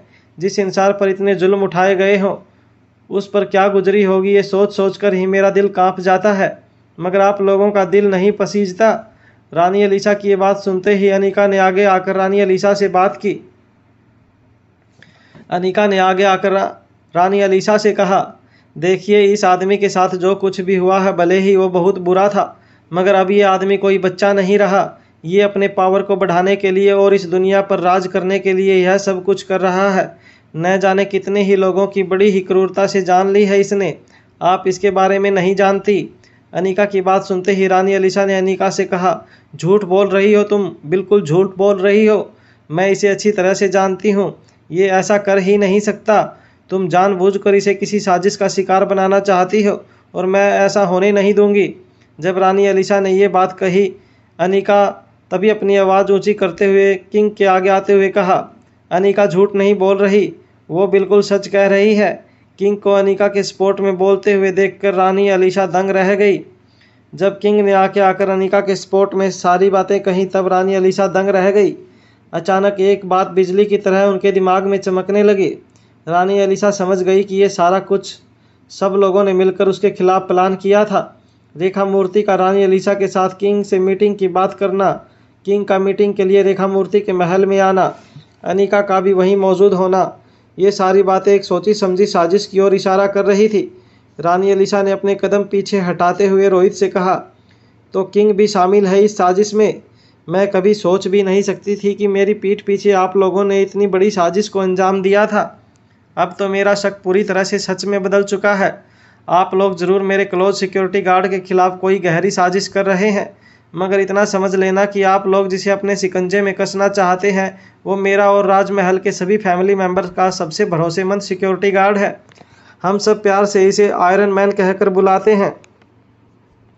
बड़ी रानी और मुझ पर हुए हजारों हमलों को इसने अकेले ही नाकाम किया है, और आप लोग इसे किसी साजिश का शिकार बनाना चाहते हैं, मगर मैं ऐसा होने नहीं दूंगी। आज मैं भी उसी तरह इसके सामने ढाल बनकर खड़ी रहूंगी जिस तरह ज़िंदगी भर ये मेरे सामने ढाल बनकर खड़ा रहा है। रानी एलिशा को अपने लिए इस तरह मजबूती से लड़ते हुए देखकर शक्तिशाली गेंडे को अपनी आंखों पर यकीन नहीं हो रहा था। उसे अपने कानों पर विश्वास नहीं हो रहा था। रानी एलिशा के लिए उसका प्यार और भी गहरा होता चला गया था। रोहित ने रानी एलिशा की ओर कदम बढ़ाते हुए कहा, देखो ये लोग सब सच कह रहे हैं। ये आदमी बेहद खतरनाक है। इसके हाथों पर कई मासूम लोगों का खून लगा है। आप इसे सपोर्ट करके बहुत गलती कर रही हैं।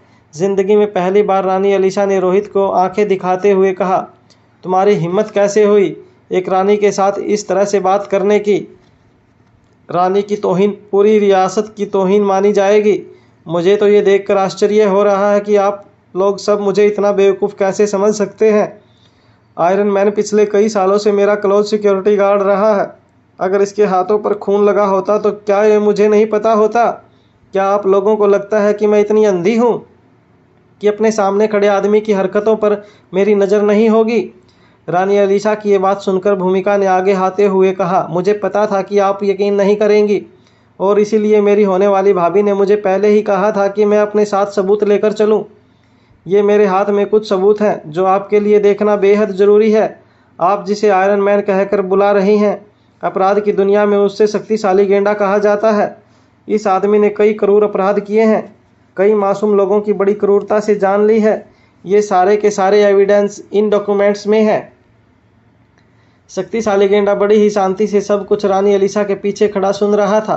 अब तक उसने कोई हरकत नहीं की थी, मगर जैसे ही भूमिका ने अपने हाथ में पकड़े हुए सबूत रानी अलीशा को दिखाने के लिए आगे बढ़ाया, शक्तिशाली गेंडे ने भूमिका पर अटैक करते हुए जोर से एक मुक्का भूमिका के चेहरे की ओर आगे बढ़ा दिया।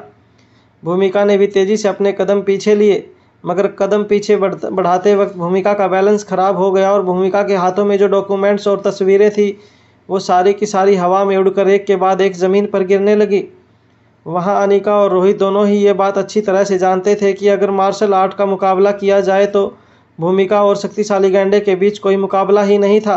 इसलिए भूमिका को बचाने के लिए रोहित शक्तिशाली गेंडे से टकराने के लिए आगे बढ़ा, मगर हैरानी की बात यह रही कि शक्तिशाली गेंडे ने अपने कदम पीछे बढ़ा लिए थे। रानी अलीशा को नीचे पड़ी तस्वीरों को देखने से रोकने के लिए उसने रानी अलीशा के सामने अपने ही शरीर की एक दीवार बना दी थी। रानी अलीशा के सामने सर झुकाकर शक्तिशाली गेंडे ने कहा, नीचे मत देखिएगा रानी साहिबा, नीचे मत देखिएगा। रानी अलीशा ने भी शक्तिशाली गेंडे की आंखों में आंखें डालकर कहा, नहीं देखूंगी। ये लोग जो कुछ भी कह रहे हैं उसे मैं बिल्कुल नहीं मानूंगी। न इनके दिए गए सबूत देखूंगी और न ही इनकी कही हुई बातें मानूंगी। बस तुम मेरी आंखों में आंखें डालकर एक बार कह दो कि ये सब झूठ बोल रहे हैं, फिर मैं तुमसे वादा करती हूँ कि दुनिया की कोई भी ताकत तुम्हें झूठे केस में फंसा नहीं सकती। तुम मेरे साथ इस देश में आए हो, मेरे साथ इस महल में आए हो और मेरे साथ ही इस महल से और इस देश से वापस चलोगे। अगर तुमने कोई गुनाह नहीं किया है तो मैं तुम्हारा साथ दूंगी, चाहे उसके लिए मुझे इंग्लैंड की सरकार के साथ, इम्पीरियल लीग के साथ या फिर पूरी दुनिया के साथ ही दुश्मनी क्यों न मोल लेनी पड़े। रोहित रानी अलीशा की ये बात सुनकर चौंक गया। रानी अलीशा को अपने सिक्योरिटी गार्ड पर इतना भरोसा था कि वो उसके लिए पूरी की पूरी दुनिया से दुश्मनी लेने के लिए तैयार हो गई थी। रानी अलीशा का ये रूप रोहित ने भी पहले कभी नहीं देखा था। यहाँ तक कि खुद शक्तिशाली गेंडे को पता नहीं था कि रानी अलीशा मन ही मन उसे इतना रिस्पेक्ट करती है कि उसके लिए पूरी की पूरी दुनिया से वो दुश्मनी मोल लेने के लिए तैयार हो गई थी। 10 साल बीत गए थे इस बात को जब पहली बार रानी अलीशा ने शक्तिशाली गेंडे को राजमहल के सिक्योरिटी गार्ड से बचाया था, मगर शक्तिशाली गेंडे को आज भी रानी अलीशा की आंखों में वही मासूमियत दिखाई देती थी जो मासूमियत 10 साल पहले दिखाई देती थी। रानी अलीशा का सवाल सुनकर शक्तिशाली गेंडे ने अपनी नज़रें झुका ली। वो रानी अलीशा की आंखों में आंखें डालकर सच नहीं कह सकता था। शक्तिशाली गेंडे ने अपना सारा बचपन महल के नीचे बेसमेंट में गुजारा था। पाउडर का जो डोज उसे बार बार दिया जा रहा था उसकी वजह से उसके शरीर में काफ़ी बदलाव होने लगे थे। शक्तिशाली गेंडे के शरीर में ताकत बढ़ती जा रही थी, मगर उसके साथ साथ उसके शरीर का दर्द भी दिन ब दिन दर्दनाक होता जा रहा था। पाउडर के कारण शरीर में जो जेनेटिक मॉडिफिकेशंस हो रहे थे उसके कारण छोटी सी उम्र में शक्तिशाली गेंडे ने काफ़ी दर्द सहा था। इतना दर्द कि हर पल उसे ऐसा लग रहा था जैसे उसके शरीर के हर हिस्से पर कोई भारी हथौड़े से वार कर रहा हो। 10 साल की उम्र में पहली बार शक्तिशाली गेंडे ने अपने से 20 साल बड़े आदमी को फाइट में मार गिराया था। 16 साल की उम्र में जब रानी अलीशा ने शक्तिशाली गेंडे को राजमहल के सिक्योरिटी गार्ड से बचाया, उसके बाद धीरे धीरे शक्तिशाली गेंडे की ताकत और उसका हुनर देखकर रानी अलीशा उसकी प्रशंसक बन गई थी। धीरे धीरे रानी अलीशा के कहने पर रॉयल फैमिली ने शक्तिशाली गेंडे को अपने सिक्योरिटी गार्ड की टीम का चीफ बना दिया। शक्तिशाली गेंडे के शरीर की ताकत और शरीर की फुर्ती देखकर रानी अलीशा ने पूरी रियासत में ये अनाउंस करवा दिया कि जो कोई शक्तिशाली गेंडे को कुश्ती के मैच में हराएगा उसे रियासत की ओर से भारी इनाम दिया जाएगा। मगर सालों बीत गए, रियासत में कोई ऐसा आदमी नहीं था जो शक्तिशाली गेंडे को कुश्ती के मुकाबले में हरा सके। हर मुकाबले के बाद रानी अलीशा अपनी जगह से खड़ी होकर तालियां बजाकर शक्तिशाली गेंडे के टैलेंट की तारीफ करती। रानी अलीसा के मुंह से निकला हुआ हर शब्द शक्तिशाली गैंडे के दिल में गहरी जगह बनाता गया। रानी अलीसा के चेहरे की मुस्कुराहट शक्तिशाली गैंडे के जीवन का मकसद बन गई, मगर तब तक शक्तिशाली गैंडे के लिए लोगों की जान लेना उसकी ज़रूरत और उसका जुनून बन चुका था। वो जब भी छुट्टी लेकर राजमहल से बाहर जाता अपने अपराधों को अंजाम देने के लिए, हमेशा ही रानी अलीसा को ऐसा लगता कि वो अपने किसी पर्सनल काम से बाहर गया है। मगर जब रानी अलीसा खुद 16 साल की हुई तब उसे इस बात का अंदाज़ा हुआ कि शायद शक्तिशाली गैंडा बार बार छुट्टी लेकर बाहर इसलिए जाता था क्योंकि बाहर उसकी कोई गर्लफ्रेंड है। रानी अलीसा कई बार शक्तिशाली गैंडे को यह कहकर चिढ़ाया करती थी कि किसी दिन उसकी गर्लफ्रेंड की वजह से रानी अलीसा की जान जा सकती थी।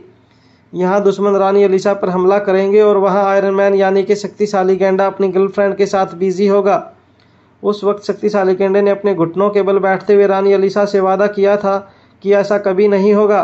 रानी अलीसा की जान शक्तिशाली गैंडे के लिए इस दुनिया में सबसे ज़रूरी चीज़ थी और उसे वो मरते दम तक सुरक्षा देगा। कुछ दिनों बाद अचानक ही शक्तिशाली गैंडे को स्पेसी यानी कि रीना का कॉल आया। रीना और शक्तिशाली गैंडे ने मिलकर एक प्लान बनाया। V16 पाउडर को हासिल करने का प्लान। उस प्लान को कामयाब करने के लिए वो लोग खतरनाक साजिशों को अंजाम देने लगे जिसमें कई मासूमों की जान गई। मगर शक्तिशाली गैंडा जिसने बचपन से सिर्फ और सिर्फ अपने शरीर में दर्द महसूस किया था, उसे अब किसी के लिए रहम नहीं होती थी। उसके लिए लोगों की जान के कोई मायने नहीं थे। उसके अंदर इमोशंस पूरी तरह से खत्म हो चुके थे। लोगों की जान क्रूरता से लेते वक्त तो एक सेकंड के लिए भी सोचता नहीं था कि लोगों को कितना दर्द महसूस होता होगा। जब भी लोग चीखते चिल्लाते उसे उसी बात का एहसास होता कि ये दर्द तो उसे उस दर्द के सामने कुछ भी नहीं है जो एक छोटे से बच्चे ने पावर ड्रग के इंजेक्शन से अपने शरीर पर महसूस किया था। ये सारी बातें सोचते हुए जब शक्तिशाली गैंडे ने फिर से रानी अलीसा की आंखों में आंखें डालकर देखा, तब उसे 10 साल पहले हुई वो बात याद आई जब रानी अलीसा ने सिक्योरिटी गार्ड से बचाते वक्त शक्तिशाली गैंडे से सिर्फ एक बात कही थी कि वो हमेशा ही उस पर भरोसा करेगी, मगर बदले में उसे भी हमेशा रानी अलीसा से सच कहना होगा। रानी अलीसा ने शक्तिशाली गैंडे से पूछा कि क्या अनिका और बाकी लोग जो कह रहे थे उसके बारे में वो सब सच था। शक्तिशाली गैंडा बहुत बड़े धर्म संकट में पड़ गया था। न तो वो सच कह सकता था और न ही रानी अलीसा की आंखों में आंखें डालकर वो झूठ बोल सकता था। इस बार जब शक्तिशाली गैंडे ने अपनी नज़रें झुकाई तब रानी अलीसा का भरोसा डगमगाया। उसने अपने कदम पीछे बढ़ाते हुए शक्तिशाली गैंडे से कहा, इसका मतलब ये लोग जो कह रहे हैं वो सच है। बताओ मुझे, क्या ये सब कुछ सच है? रानी अलीसा ने अपने दोनों हाथ शक्तिशाली गैंडे के कंधों पर रखकर उसे पीछे धकेलते हुए पूछा, बताओ मुझे, क्या ये सब कुछ सच है? क्या तुमने हमारे रियासत के लोगों को भी नुकसान पहुंचाया है?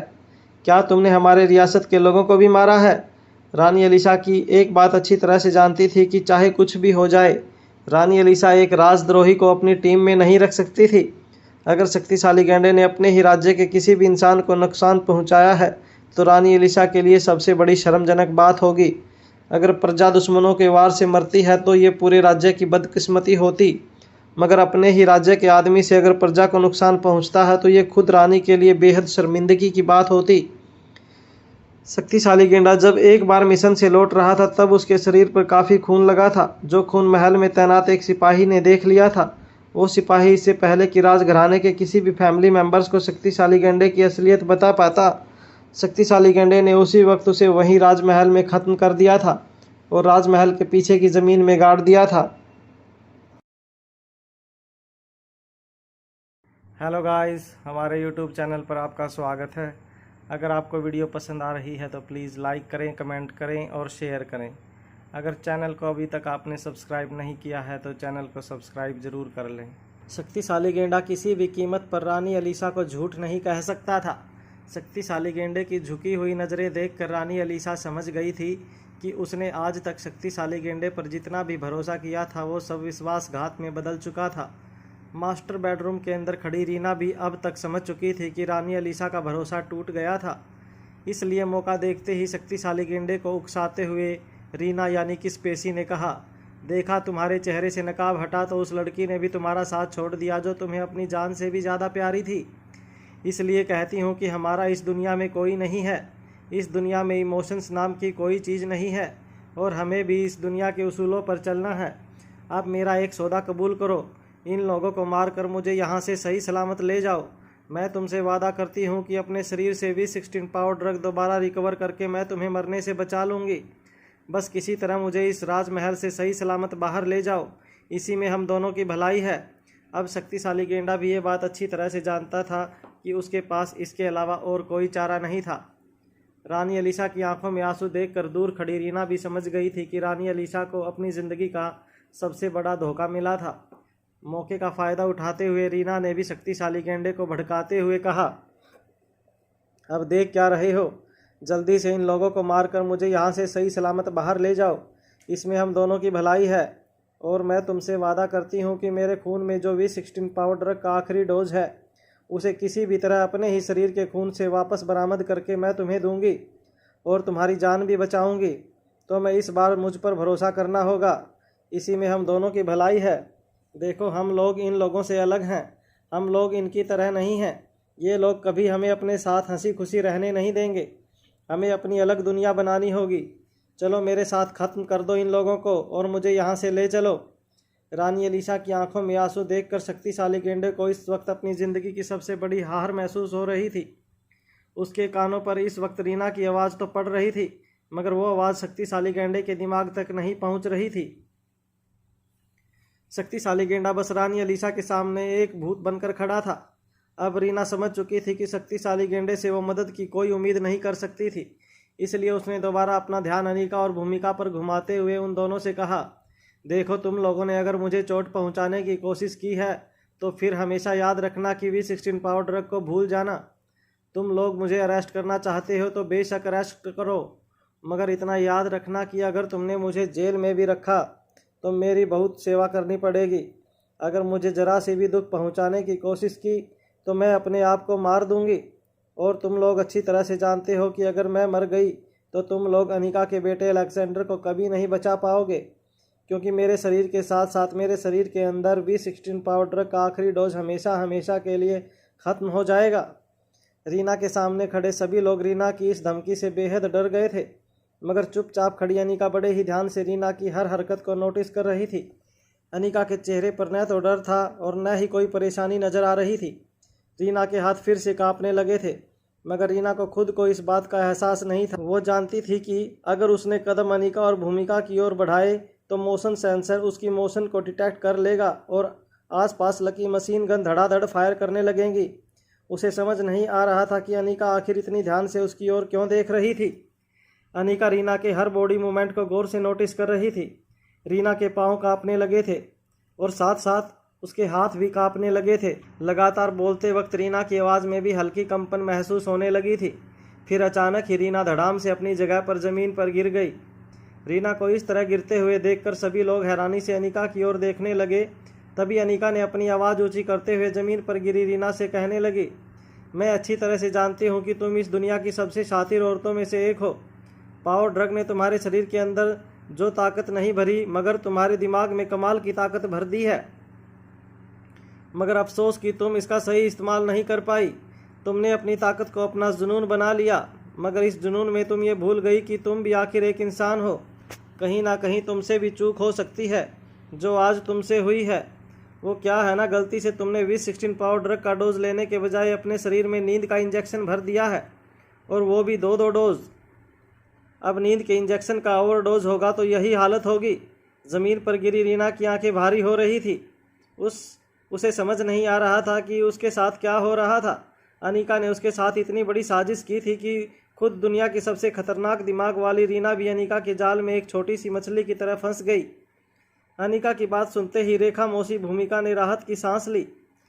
कहीं न कहीं रोहित ये बात पहले से जानता था कि अनिका इतनी बेवकूफ़ नहीं थी कि इस तरह से V16 पावर ड्रग को इतनी आसानी से दुश्मनों के हाथ लगने देती। अब ऑफिसर भूमिका इतना अच्छी तरह से जान चुकी थी कि रीना को पकड़ना अब उसके लिए मुश्किल नहीं होने वाला था। रीना के शरीर में नींद का इंजेक्शन काम करने लगा था। अब उसे किसी भी वक्त अरेस्ट किया जा सकता था। मगर तभी भूमिका को अपने दोस्त मार्क्स की याद आई। मार्क्स को बड़ी ही बेरहमी से शक्तिशाली गेंडे ने मारा था, और आज वक्त आ गया था जब भूमिका शक्तिशाली गेंडे से अपने दोस्त की मौत का बदला लेती। बिना सोचे समझे भूमिका ने सीधे शक्तिशाली गेंडे के माथे पर अपनी गन तान दी और ट्रिगर दबा दिया। एक धमाके के साथ गन से एक बुलेट फायर हुई, मगर शक्तिशाली गेंडा, जिसके शरीर में अब शैतानी ताकत और शैतानी फुर्ती आ चुकी थी, उसने बुलेट की ही स्पीड से अपने आप को नीचे झुका दिया और बुलेट सीधे सामने वाली दीवार से जाकर टकराई। इससे पहले कि भूमिका और बाकी ऑफिसर धड़ाधड़ शक्तिशाली गेंडे के शरीर पर फायर करने लगते, शक्तिशाली गेंडे ने एक जोर की छलांग लगाई और महल के झूमर से लटककर सीधे कांच की बड़ी सी विंडो को तोड़ते हुए पहाड़ी महल से छलांग लगा दी। भूमिका और बाकी ऑफिसर धड़ाधड़ फायर करते रहे, मगर शक्तिशाली गेंडा बड़ी ही तेजी से पहाड़ उतरता गया। शक्तिशाली गेंडे के शरीर की फुर्ती देखकर बाकी ऑफिसर्स दंग रह गए। उनकी बुलेट उस तक पहुंचे उससे पहले वो अपनी पोजीशन से कई ज़्यादा आगे निकल गया। शक्तिशाली गेंडे के पीछे कई ऑफिसर्स ने दौड़ लगाई। शक्तिशाली गेंडा दोबारा भूमिका की नज़रों से बचकर निकलने में कामयाब हुआ था। ये देखकर भूमिका जोर जोर से अपने हाथ महल की कॉरिडोर की रेलिंग पर पटकने लगी। मार्क्स की मौत का बदला लेने से वो सिर्फ 1 इंच दूर थी, मगर वो 1 इंच भी शक्तिशाली गेंडे के लिए काफ़ी था। शक्तिशाली गेंडा फिर से लोगों के नाक के नीचे से भागने में कामयाब हो गया था। भूमिका के साथ आए कुछ ऑफिसर्स ने ज़मीन पर पड़ी रीना को अरेस्ट किया। रीना नम आँखों से आधी बेहोश की हालत में अपने आसपास चल रही चीज़ों को समझने की कोशिश कर रही थी, मगर नींद की दवाई का जो ओवरडोज उसके शरीर में उसने खुद अपने हाथों से इंजेक्ट किया था, उसकी वजह से उसका होश में रहना बेहद मुश्किल हो गया था।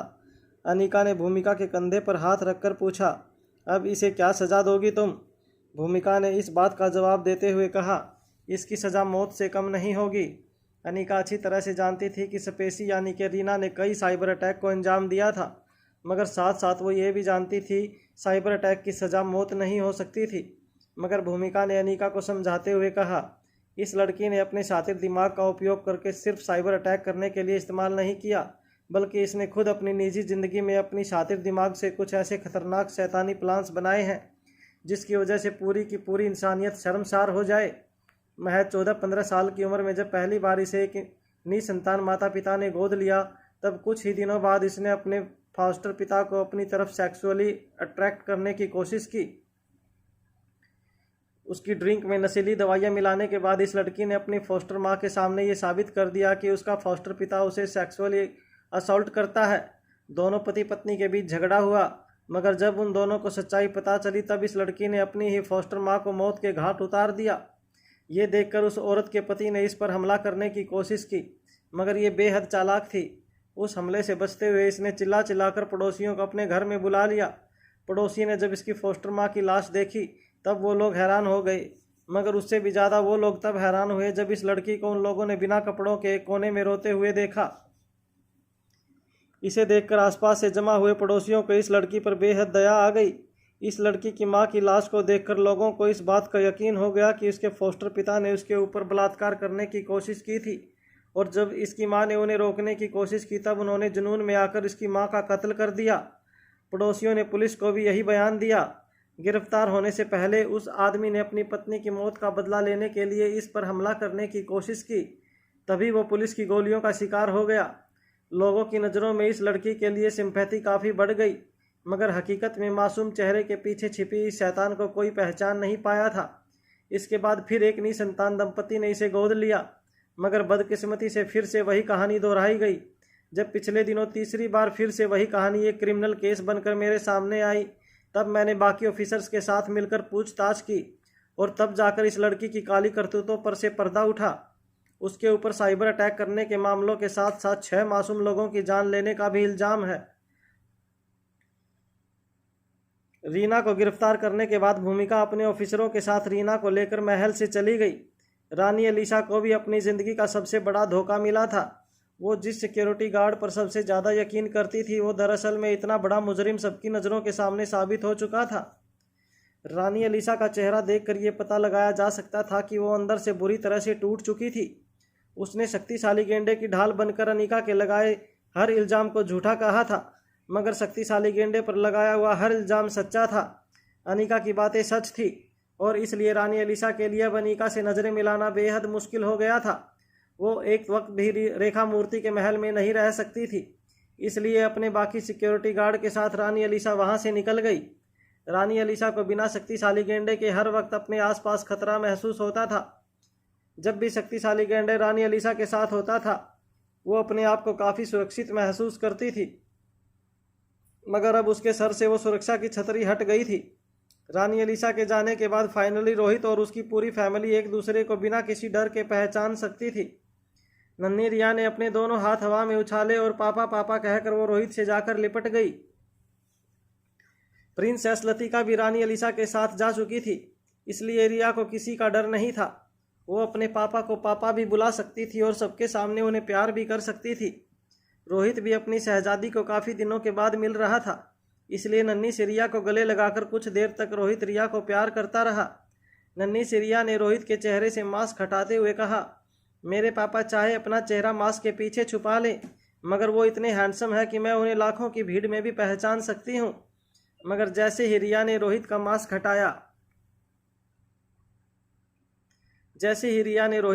हटाया रोहित ने दोबारा से अपना मास्क पहन लिया। रोहित जानता था कि सभी लोग जा चुके थे, मगर अभी भी महल में चारों तरफ सिक्योरिटी गार्ड थे, जिनकी नज़रें रोहित पर जमी हुई थी। कुछ देर तक रिया को प्यार करने के बाद रोहित अनिका के साथ महल के टेरेस पर चला गया। महल के टेरेस से दूर दूर तक जंगल और पहाड़ियाँ दिखाई देती थी, जिनमें से बहती झीलों की सुंदरता देखते ही बनती थी। जंगल में चारों तरफ नजरें घुमाते हुए अनिका ने रोहित से पूछा, क्या लगता है तुम्हें, शक्तिशाली गेंडा इस बार पकड़ा जाएगा? रोहित ने इस बात का जवाब देते हुए कहा, मेरे आदमी उसका पीछा कर रहे हैं, मगर जंगल बहुत गहरा है, पता नहीं मेरे आदमी उसे ढूंढ पाएंगे भी या नहीं। शक्तिशाली गेंडे में तो जंगली जानवरों के साथ लड़ने की ताकत है, मगर मेरे आदमी वो बस मेरी तुम्हारी तरह एक आम इंसान है। इसलिए मैंने उन्हें इंस्ट्रक्शन दिए हैं कि जब तक हो सके उसका पीछा करके उसे पकड़ने की कोशिश करो, मगर अपनी जान पर बन आए तो वापस चले आना। अनिका अच्छी तरह से जानती थी कि जितना ज़रूरी शक्तिशाली गेंडे को पकड़ना था, उतना ही ज़रूरी था कि अपने साथ जुड़े हुए लोगों की जान सुरक्षित की जाए। एक गहरी सांस लेते हुए अनिका ने रोहित से कहा, मुझे आज तक लगता था कि रानी एलिसा तुमसे प्यार करती हैं, मगर न जाने क्यों अब मुझे ये लग रहा है कि रानी एलिसा तुमसे ज़्यादा शक्तिशाली गेंडे को प्यार करती है। क्या वजह हो सकती है इसकी? अनिका की बात सुनकर रोहित भी हैरान रह गया। रोहित चुपचाप गहरे जंगलों की ओर देखने लगा। अनिका जानती थी कि रोहित के पास भी इस वक्त इस बात का कोई जवाब नहीं था। खुद अनिका ने देखा था कि रानी एलिसा के दिल में रोहित के लिए कितना प्यार था, फिर अचानक ही रानी एलिसा का दिल एक मामूली सिक्योरिटी गार्ड के लिए इतना क्यों पसीजने लगा था। गहरे जंगलों की ओर देखते रहे रोहित ने अचानक ही अनिका की ओर मुड़कर कहा, मैं तुमसे वादा करता हूँ कि अलेक्जेंडर के इलाज में किसी भी तरह की कोई प्रॉब्लम नहीं खड़ी होने दूंगा। वो V16 पावर ड्रग अलेक्जेंडर के लिए बिल्कुल सुरक्षित रहेगा। शक्तिशाली गेंडा चाहे कितना भी ताकतवर हो, मगर मैं उसे हमारे बच्चों की किस्मत तय करने नहीं दूंगा। अनिका अच्छी तरह से जान चुकी थी कि रोहित ने अकेले ही खतरनाक ऑर्गेनाइजेशन के साथ टक्कर लेकर क्रिस्टोफर और उसकी पूरी गैंग को V16 पावर ड्रग तक पहुंचने से रोक रखा था। मगर अब रोहित के साथ मिलकर अनिका को भी इस बात का ख्याल रखना था कि क्रिस्टोफर की खतरनाक गैंग के साथ साथ शक्तिशाली गेंडा भी वो V16 पावर ड्रग हासिल करना चाहता था। अलेक्जेंडर की ज़िंदगी जुड़ी थी V16 पावर ड्रग से, तो V16 पावर ड्रग ऐसे खतरनाक लोगों के हाथ लग जाता है तो वो लोग कुछ ही दिनों में पूरी दुनिया पर अपना कब्जा जमा लेंगे। टेरेस पर अकेले खड़े अपने मॉम डैड को देखकर तीनों बच्चे भी दौड़कर उनके पास आ गए। नन्ही सी रिया ने रोहित के पैरों से लिपट कर कहा, आप नहीं जानते पापा, मैंने आपको कितना मिस किया है। क्या आप जानते हैं कि आप जब से गए हैं तब से लेकर अब तक मैंने ठीक से गेम्स भी नहीं खेले हैं। दिन रात मैं सिर्फ आप ही को याद करती रहती थी।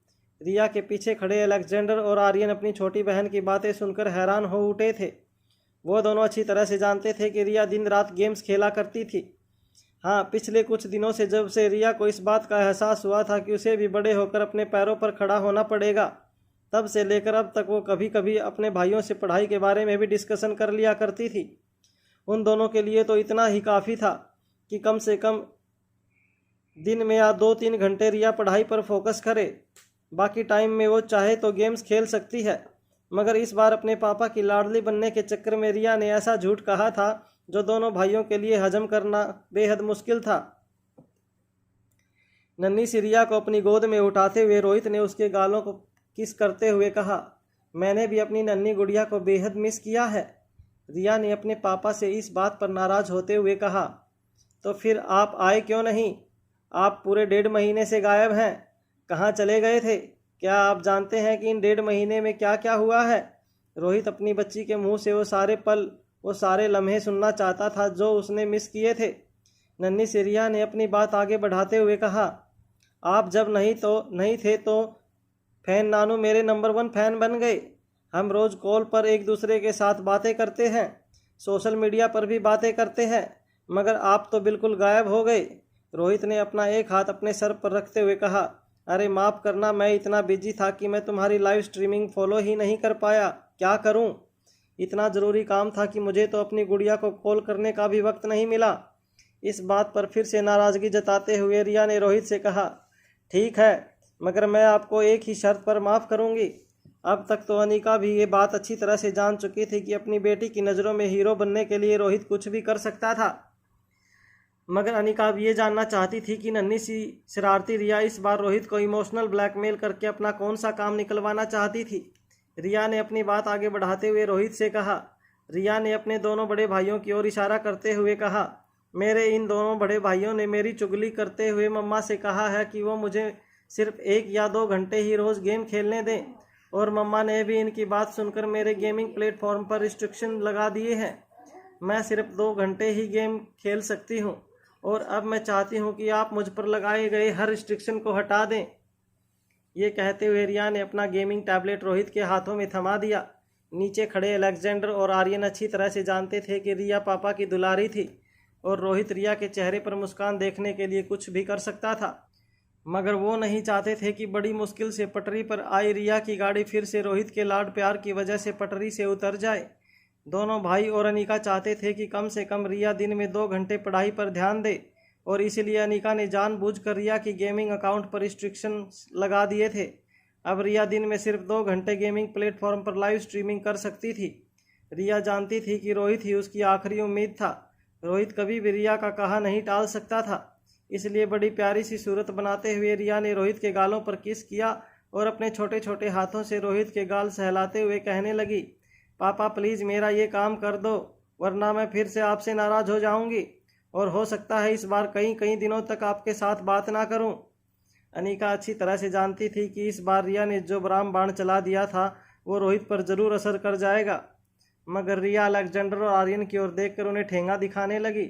तभी अचानक रोहित ने रिया को फिर से गोद से उतारते हुए कहा, देखो मैं तुम्हारा ये काम तो ज़रूर कर सकता हूँ, मगर इससे पहले कि मैं तुम्हारे गेमिंग प्लेटफॉर्म पर लगाए गए रिस्ट्रिक्शंस को हटाऊँ, मुझे एक बार तुम्हारी मम्मा से बात करनी होगी। रोहित ने ज़िंदगी में पहली बार रिया को किसी फरमाइश को पूरा करने से पहले अनिका की परमिशन मांगने की बात कही थी। अनिका भी रोहित की इस बात से काफ़ी इम्प्रेस नज़र आ रही थी। अब रिया जानती थी कि उसे अगर गेम्स ज़्यादा खेलनी थी तो फिर से उसे अनिका को मस्का लगाना था। ये बात पता चलते ही रिया ने अपने हाथ फैलाए और अनिका के पैरों से लिपट गई और कहने लगी, माई मम्मा इज़ द बेस्ट मम्मा। रिया की बदलती हुई बातें और रिया के शरारतें देखकर वहाँ खड़े सभी लोग ज़ोर ज़ोर से हंसने लगे। इन 5 के परिवार से थोड़ी दूर रेखा मौसी के स्टेयरकेस पर खड़ी सब कुछ देख रही। तभी उसके बगल में खड़े उनके खास नौकर रिचार्ड ने कहा, मैडम सचमुच ये परिवार तो बड़ा ही प्यारा लग रहा है। इस परिवार की खुशियाँ देखकर आपके चेहरे पर जब भी मुस्कुराहट देखता हूँ तब ऐसा लगता है जैसे आपको हमेशा इस परिवार के साथ ही रहना चाहिए। वैसे आप इतनी दूर क्यों खड़ी हैं? आप जाइए उनके पास। रिचार्ड की बात सुनने के बाद रेखा मौसी ने अपनी नज़रें झुकाते हुए रिचार्ड से कहा, नहीं नहीं, बस इस परिवार को किसी की नज़र न लगे, इसी तरह ये लोग हंसते खेलते रहने चाहिए, और मैं वहाँ जाकर उन्हें डिस्टर्ब नहीं करना चाहती। देखो ना कितना खूबसूरत लग रहा है वो परिवार, भला मुझ जैसी बूढ़ी का वहाँ क्या काम। रेखा मौसी की ये बात सुनते ही रिचार्ड ने मुस्कुराते हुए रेखा मौसी से कहा, ये कैसी बातें कर रही हैं, अभी तो आपकी उम्र ही क्या है, 35-40 साल। रिचार्ड के मुंह से ये बात सुनते ही रेखा मौसी ने तेज़ नज़रों से रिचार्ड की ओर देखा। रिचार्ड को अचानक ही ये महसूस हुआ कि उसने ऐसी बात कह दी थी जो उसे नहीं कहनी चाहिए थी। अपने कदम पीछे हटाते हुए रिचार्ड ने अपना सर झुकाकर रेखा मौसी से कहा, माफ़ कीजिएगा मैडम, अनजाने में ये बात मेरे मुंह से निकल गई, इसे मेरी बेवकूफ़ी समझ के माफ़ कर दीजिए। रेखा मौसी को रिचार्ड की इस बात पर गुस्सा तो आया था, मगर रिचार्ड काफ़ी सालों से रेखा मौसी का वफादार नौकर रहा था, इसलिए स्टेयरकेस की रेलिंग का सहारा लेते हुए रेखा मौसी चुपचाप वहाँ से चली गई। रेखा मौसी ने हाथ में वाइन का गिलास पकड़ रखा था जिसमें रेड वाइन थी। वाइन के घूंट लेते हुए रेखा मौसी सीढ़ियाँ चढ़कर अपने बेडरूम की ओर जाने लगी, मगर जब वो अपने बेडरूम के दरवाजे तक पहुंची, उनकी नज़र उस कमरे पर पड़ी जहां जाना किसी को भी अलाउड नहीं था। रेखा मौसी की नज़रें उसी सीक्रेट रूम के ताले पर जम गई। वाइन के घूंट ले रही रेखा मौसी ने अपने कदम अपने बेडरूम से पीछे हटा लिए और धीरे धीरे उसी सीक्रेट रूम की ओर आगे बढ़ने लगी। उसी सीक्रेट कमरे के दरवाजे पर पहुंचने के बाद रेखा मौसी ने अपने नेकलेस से एक पेंडेंट निकाला। उस पेंडेंट को जब रेखा मौसी ने खोला तो एक चाबी के आकार में बदल गई। उस चाबी से जब रेखा मौसी ने उस ताले को खोला तो उस ताले के खुलने की आवाज़ पूरे हवेली में गूंजने लगी। रेखा मौसी ने धीरे से उस कमरे का दरवाज़ा खोला और अंदर चली गई। उस अंधेरे कमरे में कई छोटे मोटे बॉक्सेस पड़े थे। उन्हें देखकर ऐसा लग रहा था जैसे उनके अंदर पुराने ज़माने का कोई खजाना छुपाया गया था। रेखा मौसी अंधेरे कमरे में आगे बढ़ती रही। तभी पीछे की दीवार पर उन्हें एक ब्लैक एंड वाइट तस्वीर नज़र आई। उस तस्वीर में उन्हें उस औरत का चेहरा नज़र आ रहा था जो सालों पहले इस दुनिया से जा चुकी थी। रेखा मौसी उस चेहरे को देखती रही। कुछ देर तक उस तस्वीर को देखने के बाद रेखा मौसी ने अपने हाथ में पकड़ा वाइन का गिलास ज़मीन की ओर पलट दिया। वहीं उस तस्वीर के पास एक बेहद पुरानी वाइन की बोतल पड़ी थी। रेखा मूर्ति नशीली आंखों से उस वाइन की बोतल को देखती रही। उन्हें देखकर ऐसा लग रहा था जैसे उस वाइन की बोतल के साथ उनकी पुरानी यादें जुड़ी थी, जिन यादों से वह पीछा छुड़ाने की कोशिश कर रही थी। नीचे अपने परिवार के साथ खड़ी अनीका ने जब ऊपर की ओर देखा तब उसे ये महसूस हुआ कि वो सीक्रेट दरवाज़ा जिसे खोलने की इजाज़त किसी को नहीं थी, वो अब खुल चुका था। अनीका जब से महल में रहने आई थी तब से लेकर अब तक अनीका ने कभी भी उस कमरे का दरवाज़ा खुलता हुआ नहीं देखा था। रेखा मौसी ने सारे नौकरों को भी स्ट्रिक्ट इंस्ट्रक्शंस देख रखे थे कि बिना उसके इजाज़त के कोई साफ़ सफाई करने के लिए भी कमरे के अंदर नहीं जा सकता था। उस कमरे के अंदर वो राज छुपा था जो सीधे अनीका को रेखा मूर्ति की सच्चाई की ओर ले जाता। अंधेरे कमरे के वेंटिलेशन से हल्की हल्की रोशनी उस फोटो फ्रेम पर पड़ रही थी, जिसकी वजह से तस्वीर से रेखा मौसी की ओर देखकर मुस्कुरा रही लड़की का चेहरा फिर से रेखा मौसी की यादों में ताज़ा हो गया। उस चेहरे को देखकर रेखा मौसी के चेहरे के एक्सप्रेशंस बदल गए। नीचे खड़ी अनीका ये जानती थी कि यही सही मौका था रेखा मौसी के राज को जानने का। रेखा मौसी ने खुद अपने हाथों से सीक्रेट रूम का दरवाज़ा खोला था।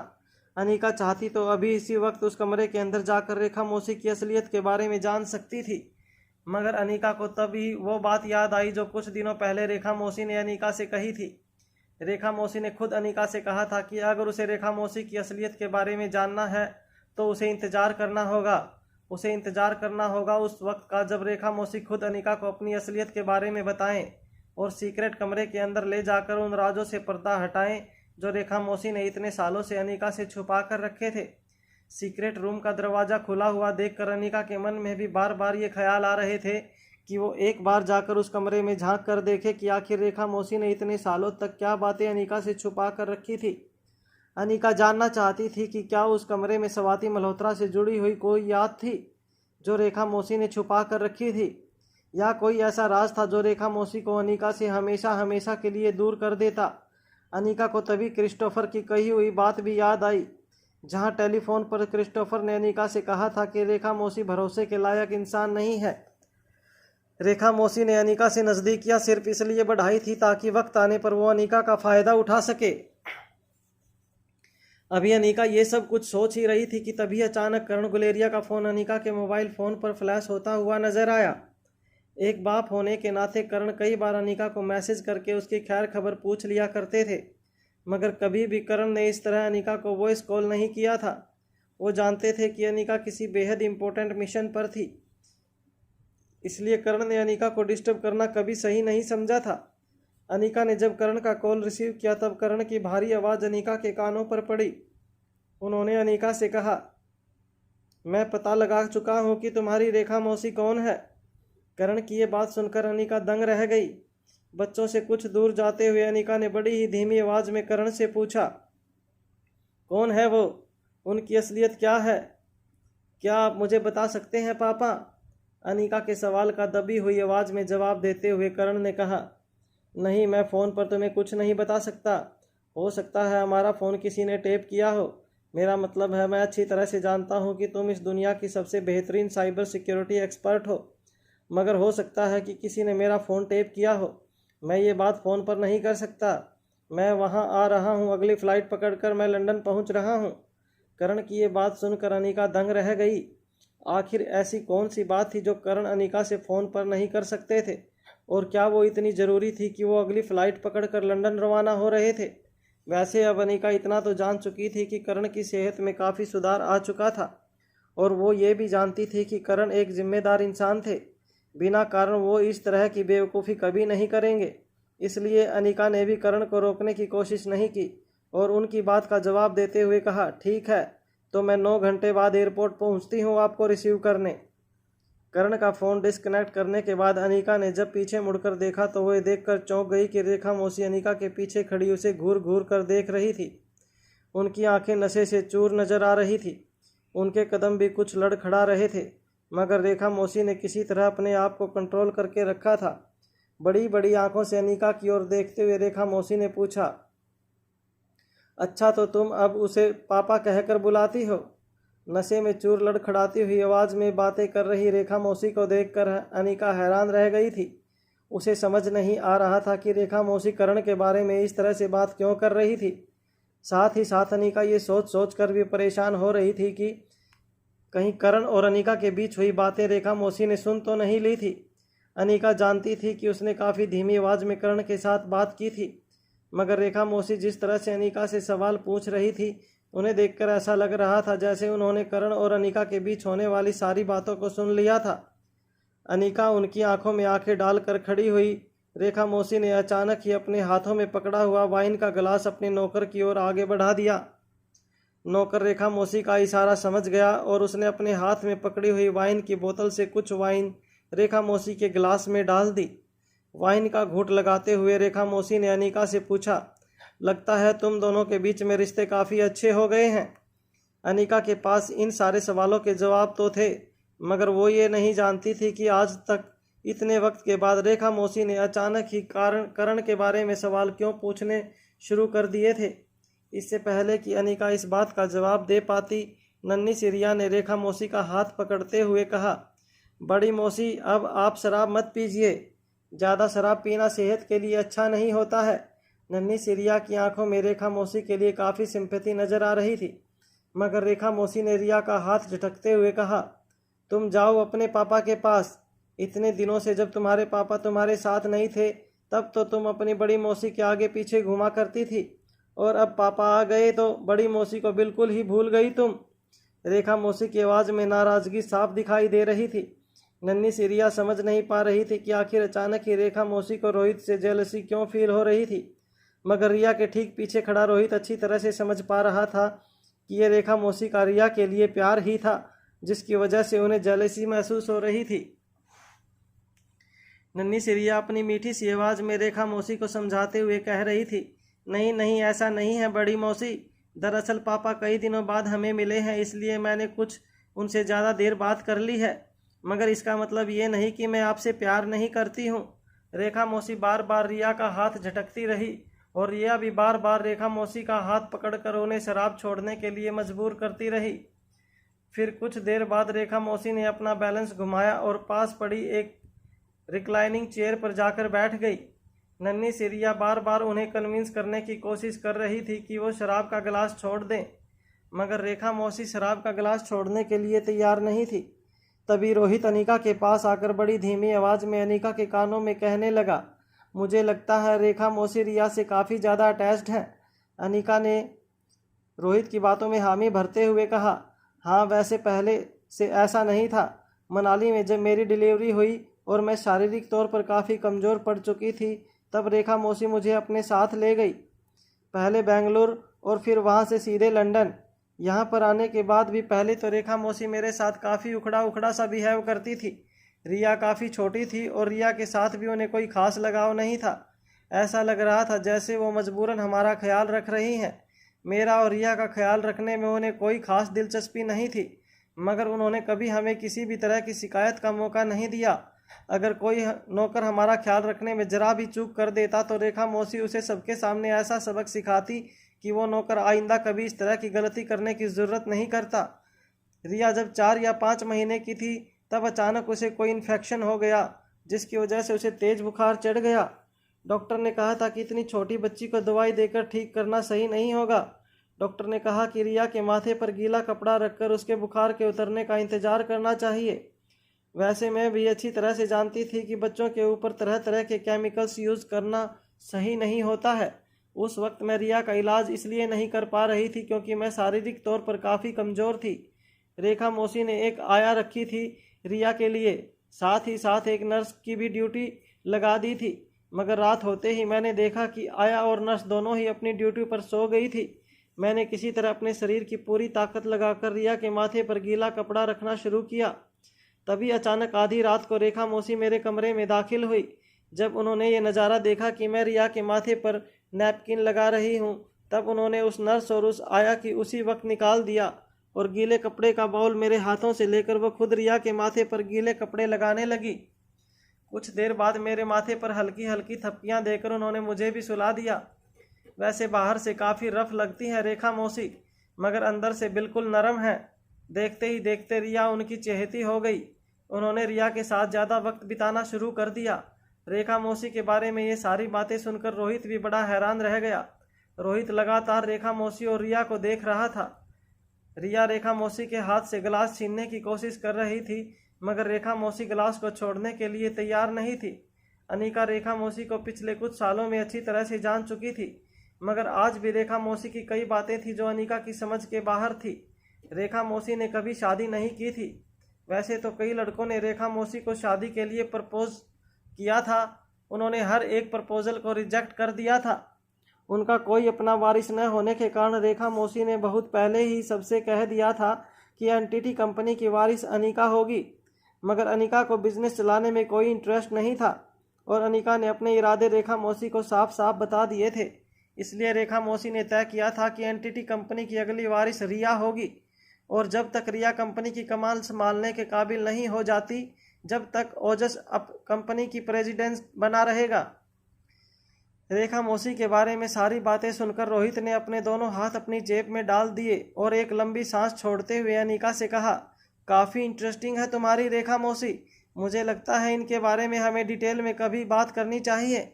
वहाँ सामने का नज़ारा बिल्कुल बदल चुका था।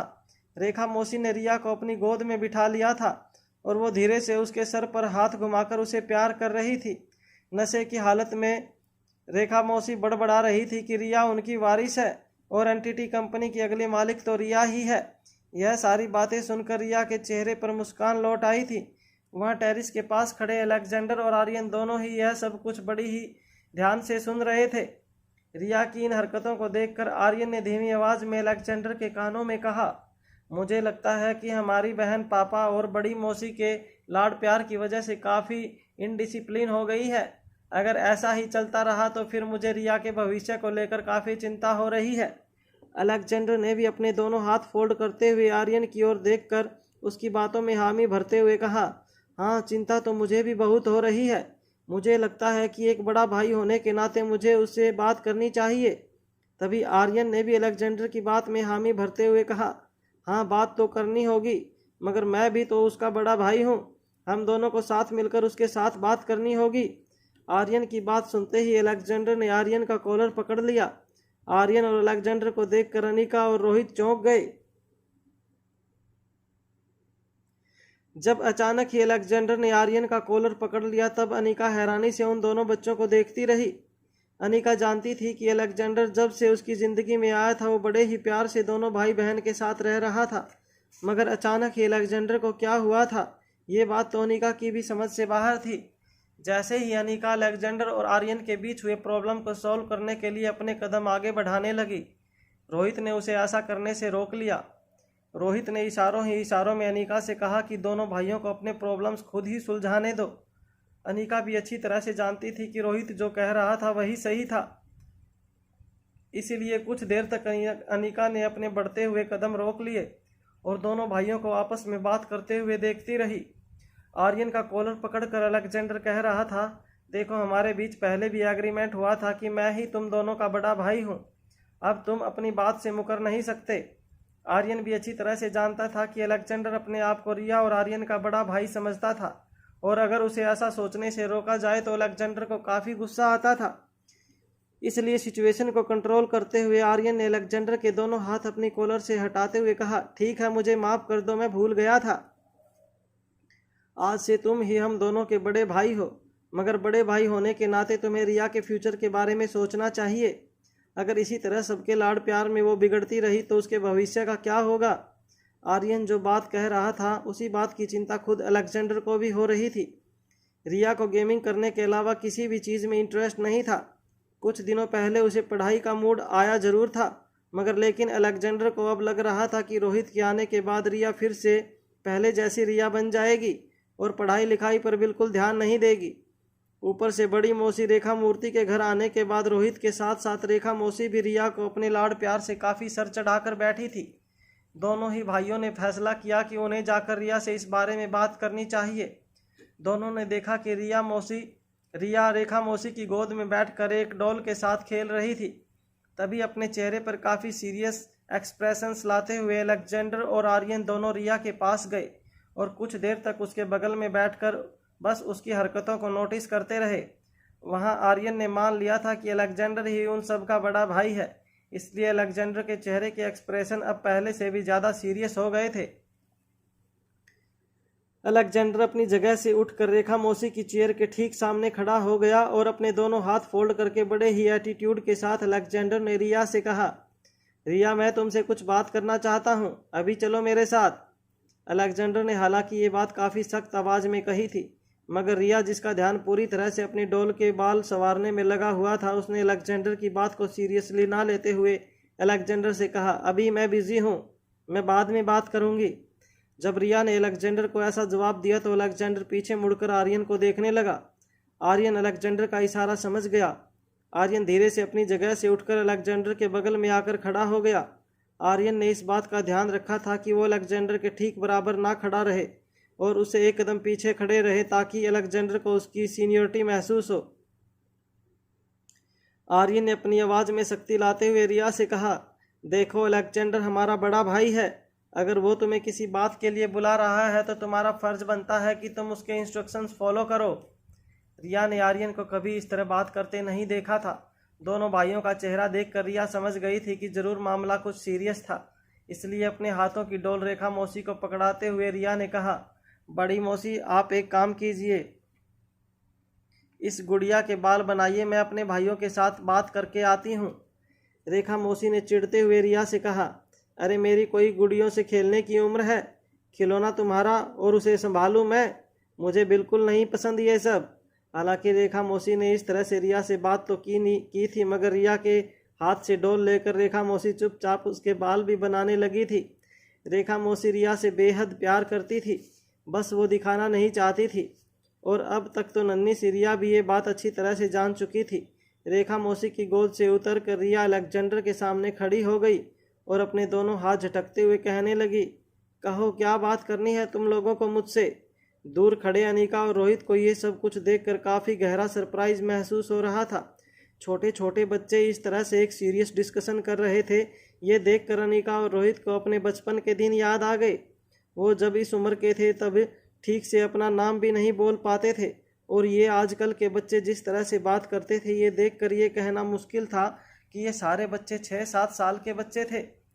फिर रिया अपने दोनों भाइयों के साथ टेरिस गार्डन में चली गई। जब अलेक्जेंडर ने देखा कि कोई बड़ा उनका पीछा नहीं कर रहा था, तब अपने दोनों हाथ फोल्ड करके कुछ देर मन ही मन सोचने के बाद अलेक्जेंडर ने रिया से कहा, देखो रिया, तुम एक बात अच्छी तरह से जानती हो कि हमारे मम्मी पापा बहुत ख़ास लोग हैं, उनके पास ज़्यादातर हमारे लिए टाइम नहीं होता है। पापा तो कभी कभार कई दिनों तक गायब रहते हैं, ऐसे में तुम्हारी डिसिप्लिन हमारी जिम्मेदारी है। जैसे ही अलेक्जेंडर ने ये बात कही, अचानक अलेक्जेंडर ने अपनी ही बात सुधारते हुए रिया से कहा, मेरा मतलब है मेरी जिम्मेदारी है, क्योंकि मैं तुम दोनों का बड़ा भाई हूँ। तुम लोगों की हर हरकत पर नज़र रखना मेरी जिम्मेदारी है। रिया बड़े ही ध्यान से अलेक्जेंडर की बातें सुन रही थी। उसे समझ में नहीं आ रहा था कि अचानक ये सारी बातें करने का क्या मतलब हो सकता था। अलेक्जेंडर ने अपनी बात आगे बढ़ाते हुए रिया से कहा, देखो तुमने अभी अभी पापा से जो बात कही है ना, वो डिमांड पूरी नहीं की जा सकती। तुम्हें अब गेम्स खेलने पर कंट्रोल करना होगा। तुम सिर्फ दिन में 2 घंटे गेम खेल सकती हो, उसके बाद तुम्हें पढ़ाई करनी होगी लगातार 2 घंटे तक। तुम अब पहले की तरह 4-4 घंटे खाना नहीं खा सकती। खाते वक्त तो मोबाइल भी यूज़ नहीं कर सकती। हम दोनों में से कोई एक तुम्हें लगातार ट्यूशन देता रहेगा। मैथ्स तुम्हें आर्यन सिखाएगा और मैं तुम्हारे साइंस के ट्यूशन लूँगा। अलेक्जेंडर की ये सारी बातें सुनकर रिया हैरानी से अलेक्जेंडर को देखती रही। कुछ देर बाद अचानक रिया के चेहरे के एक्सप्रेशंस बदलने लगे। रिया का चेहरा गुस्से से लाल हो चुका था। उसने अपने दोनों हाथ अपनी कमर पर रखकर अपने पांव पटकते हुए अलेक्जेंडर से कहा, तुम मुझ पर इस तरह की रिस्ट्रिक्शंस नहीं लगा सकते। मेरा जो जी में आएगा मैं वो करूँगी। मुझे पढ़ाई करना नहीं पसंद तो मैं नहीं पढ़ूँगी। मुझे गेम खेलना पसंद है तो मैं गेम ही खेलूँगी। रिया की इस बात पर अपनी आवाज़ ऊंची करते हुए अलेक्जेंडर ने रिया से कहा, नहीं, तुम्हें मेरी बात माननी होगी क्योंकि मैं तुम्हारा बड़ा भाई हूँ और मेरी छोटी बहन होने के नाते तुम्हें मेरी हर बात माननी होगी। आखिरकार मैं ये सब कुछ किसके लिए कर रहा हूँ? तुम्हारे लिए ही ना, तुम्हारे बेहतर भविष्य के लिए। कल उठकर जब तुम एक अडल्ट हो जाओगी तब लोग तुम पर उंगलियां उठाएंगे कि इस लड़की को गेम खेलने के अलावा तो कुछ भी नहीं आता है। तुमने देखा नहीं लोग नन्ही सनी चाचू को किस तरह से मजाक उड़ाते हैं? क्या तुम भी उन्हीं की तरह लोगों के मजाक का कारण बनना चाहती हो? दूर खड़े अनीका और रोहित ये सब कुछ देखकर अलेक्जेंडर से काफ़ी इम्प्रेस हो गए थे। अनीका तो कभी सपने में भी नहीं सोच सकती कि उसके 6 साल का छोटा सा बच्चा इतना मैच्योरिटी के साथ बातें कर रहा था। हालांकि कहीं ना कहीं रोहित को रिया के लिए काफ़ी बुरा भी लग रहा था। रोहित मन ही मन जानता था कि रिया को काम करने की कोई ज़रूरत ही नहीं थी। रिया के माँ बाप तीनों बच्चों के लिए इतना कुछ छोड़ने वाले थे कि उन्हें ज़िंदगी भर कोई काम करने की ज़रूरत महसूस नहीं होने वाली थी। और फिर न सिर्फ मारवा इंडस्ट्री और गुलेरिया इंडस्ट्री बल्कि एनटीटी ग्रुप्स ऑफ कंपनी की वारिस भी नन्ही सी रिया थी। फिर उसे भविष्य में काम करने की क्या ज़रूरत? वहाँ रिया के कंधे पर हाथ रखते हुए अलेक्जेंडर ने कहा, देखो तुम ये मत सोचो कि तुम्हारे माँ बाप और तुम्हारी बड़ी मौसी के पास बहुत पैसा है तो तुम्हें काम करने की कोई ज़रूरत नहीं होगी। इस दुनिया में हर इंसान को खुद की पहचान बनानी होती है। अगर तुम्हारी नज़रों में तुम्हारे पेरेंट्स हीरो हैं तो तुम्हें भी उन्हीं की तरह लोगों की नज़रों में अपनी एक अलग इमेज तैयार करनी होगी जिससे आने वाले दिनों में लोग तुम्हें भी हीरो कह के बुलाएं। आर्यन चुपचाप साइड में खड़ा अपनी आंखों के कोनों से अलेक्जेंडर के चेहरे की ओर देख रहा था। आर्यन अच्छी तरह से जानता था कि रिया को इस तरह का लेक्चर बिल्कुल पसंद नहीं था और आर्यन जानता था कि आगे क्या होने वाला था। रिया ने अपने कंधों से अलेक्जेंडर का हाथ झटकते हुए कहा, तुम बहुत बुरे हो। अब मैं तुम्हें प्यार नहीं करती। तुम मुझ पर इस तरह के रिस्ट्रिक्शंस नहीं डाल सकते। अलेक्जेंडर से ये कहने के बाद रिया ने तेज नज़रों से बगल में खड़े आर्यन की ओर देखा। रिया की नज़रें जैसे ही आर्यन पर पड़ी, आर्यन को एक झटका सा महसूस हुआ। रिया ने ऊंची आवाज़ में आर्यन से पूछा, तुम भी मेरे साथ यही करने वाले हो जो ये अलेक्जेंडर करने वाला है? आर्यन समझ नहीं पा रहा था कि उसे क्या जवाब देना चाहिए। वो कुछ देर तक अलेक्जेंडर को देखता रहा और फिर अपने कंधे हवा में उछालते हुए आर्यन ने कहा, मुझे लगता है कि हमें हमारी बहन को थोड़ा सा वक्त देना चाहिए। रातों रात किसी को बदला नहीं जा सकता। उसे गेम्स खेलना इतना ही पसंद है तो मुझे लगता है हमें उसे खेलने देना चाहिए। आजकल की गेम्स में भी तो बच्चों के दिमाग को और ताकतवर बनाने की क्वालिटीज़ होती हैं। अलेक्जेंडर आर्यन की बात सुनकर हैरान रह गया। उसे समझ नहीं आ रहा था कि अभी अभी जो आर्यन रिया के भविष्य को लेकर इतना परेशान था वो अचानक ही अपनी बात से पलट कैसे सकता था। जैसे ही रिया ने आर्यन की बात सुनी, रिया ने अपने दोनों हाथ हवा में उछालते हुए आर्यन को गले से लगा लिया और कहा, तुम ही मेरे बेस्ट ब्रदर हो। तुम फिक्र मत करना।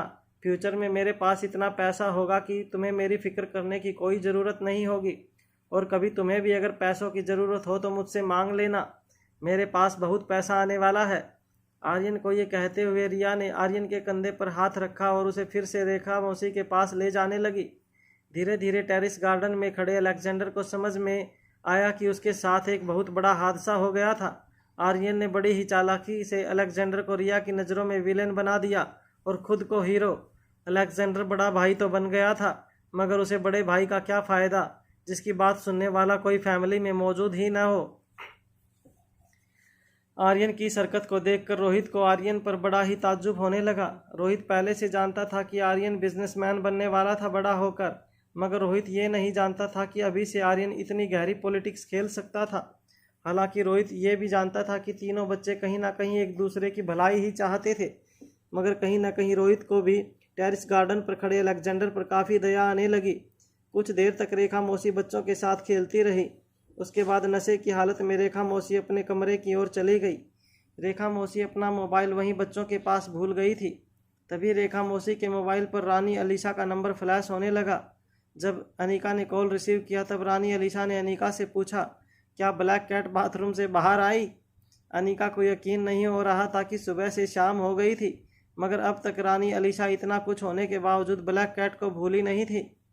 रानी अलीशा के सवाल का जवाब देते हुए अनीका ने कहा, मैं अनीका बोल रही हूँ। रेखा मौसी थक गई हैं तो वो अपने कमरे में जाकर आराम कर रही हैं। और जहाँ तक ब्लैक कैट का सवाल है, ब्लैक कैट तो कब की अपने घर चली गई। अनीका की बात सुनने के बाद रानी अलीशा कुछ देर तक खामोश रही और फिर अचानक ही रानी अलीशा ने फ़ोन डिस्कनेक्ट कर दिया। रानी अलीशा की हरकत देखकर अनीका समझ गई थी कि अनीका की आवाज़ रानी अलीशा को बिल्कुल पसंद नहीं आई थी। कुछ देर तक बच्चों के साथ खेलने के बाद अनीका तीनों बच्चों के साथ उनके बेडरूम में जाकर सो गई। बड़े ही प्यार से बच्चों को सुलाने के बाद अनीका ने घड़ी की ओर देखा। रात के 11 बज चुके थे। कर्ण गुलेरिया से जब अनीका की बात हुई थी तब लगभग दोपहर के 3 बजे थे। इसका मतलब था किसी भी वक्त कर्ण की फ़्लाइट लंदन एयरपोर्ट पर लैंड होने वाली थी। तीनों बच्चों को सुलाने के बाद अनीका कर्ण को एयरपोर्ट रिसीव करने के लिए कमरे से बाहर निकल गई। जब अनीका कर्ण गुलेरिया को पिकअप करने अपनी गाड़ी से एयरपोर्ट जाने के लिए निकली तब वहीं अनीका की कार के पास रोहित अनीका का इंतजार कर रहा था। रोहित ने किंग वाला मास्क पहन रखा था, मगर अनीका जानती थी अगर किंग रोहित बनकर अनीका के साथ कर्ण को एयरपोर्ट से लेने जाता है तो उसकी सिक्योरिटी भी ज़रूर उसके साथ चलेगी। इसलिए अनीका ने रोहित को आने से मना किया, मगर रोहित इतनी आसानी से मानने वाला नहीं था।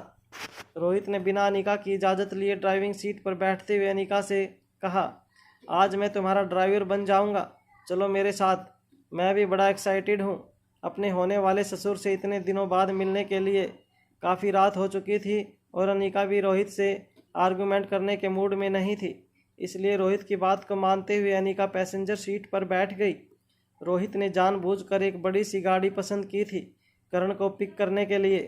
वो जानता था कि 9 घंटे की फ़्लाइट के बाद कर्ण काफ़ी थक चुके होंगे, इसलिए रोहित ने एयरपोर्ट जाने के लिए बड़ी सी वैन पसंद की थी। रोहित और अनीका रेखा मूर्ति के महल से बाहर निकले ही थे, तभी अचानक अनीका का फ़ोन बजने लगा। मगर इस वक्त जो फ़ोन बज रहा था वो अनीका का पर्सनल फ़ोन नहीं था, वो ब्लैक कैट का ऑफिशियल फ़ोन था। जब अनीका ने कॉल कनेक्ट किया तो रानी अलीशा की आवाज़ अनीका के कानों पर पड़ी। रानी अलीशा ने कॉल कनेक्ट होते ही पूछा, ब्लैक कैट, क्या तुम सही सलामत वापस पहुंच गई हो? अनीका को समझ नहीं आ रहा था कि रानी अलीशा को ब्लैक कैट से आखिर इतनी हमदर्दी क्यों हो गई थी, और इतना कुछ हो जाने के बावजूद रानी अलीशा अभी भी ब्लैक कैट के पीछे क्यों पड़ी हुई थी। रानी अलीशा के सवाल पर अनीका ने हल्की सी आवाज़ बदलते हुए कहा, हाँ मैं पहुंच गई हूं। इससे पहले कि अनीका कॉल डिस्कनेक्ट करती, रानी अलीशा ने अपनी बात आगे बढ़ाते हुए कहा, थैंक गॉड, मुझे तो बहुत डर लग रहा था। मुझे लगा कहीं उस अलीशा ने तुम्हें महल में बंदी बनाकर तो नहीं रख लिया। देखो ब्लैक कैट, मैं तुमसे एक बात साफ साफ कह देना चाहती हूँ। तुम जिस आदमी को प्रोटेक्ट कर रही हो और जिसे किंग समझ रही हो, दरअसल वो एक बहुत बड़ा बिजनेसमैन जिसका नाम है रोहित मारवा। और हम आज जिन रेखा मूर्ति जी को मिलने उनके महल गए थे, उनकी मुँह बेली बेटी यानी कि अनीका ही वो रोहित मारवा की मंगेतर है। और मैं तुमसे कह देना चाहती हूँ कि वो औरत बहुत ख़तरनाक है। मैं तो डर गई थी कि कहीं उसने तुम्हारे साथ कुछ बुरा तो नहीं कर दिया था। पूरी तरह से पागल है वो, पागल। कई बार मैंने देखा कि वो हमारे घर पर रॉयल पार्टीज़ में जब बड़े बड़े लोग उसके साथ बात करते हैं तब वो अचानक ही सो जाती है। उसे किसी की परवाह नहीं है, न तो किसी से डरती है और न ही उसके सीने में दिल है। बड़ी एरोगेंट लड़की है, पता नहीं किस तरह उसने रोहित के दिल पर अपना कब्जा जमा लिया। मगर मैं तुमसे कह रही हूँ कि उससे बचकर रहना। आज तुम्हारी किस्मत तुम्हारे साथ थी, इसलिए बचकर उस महल से निकल पाने में तुम कामयाब रही हो।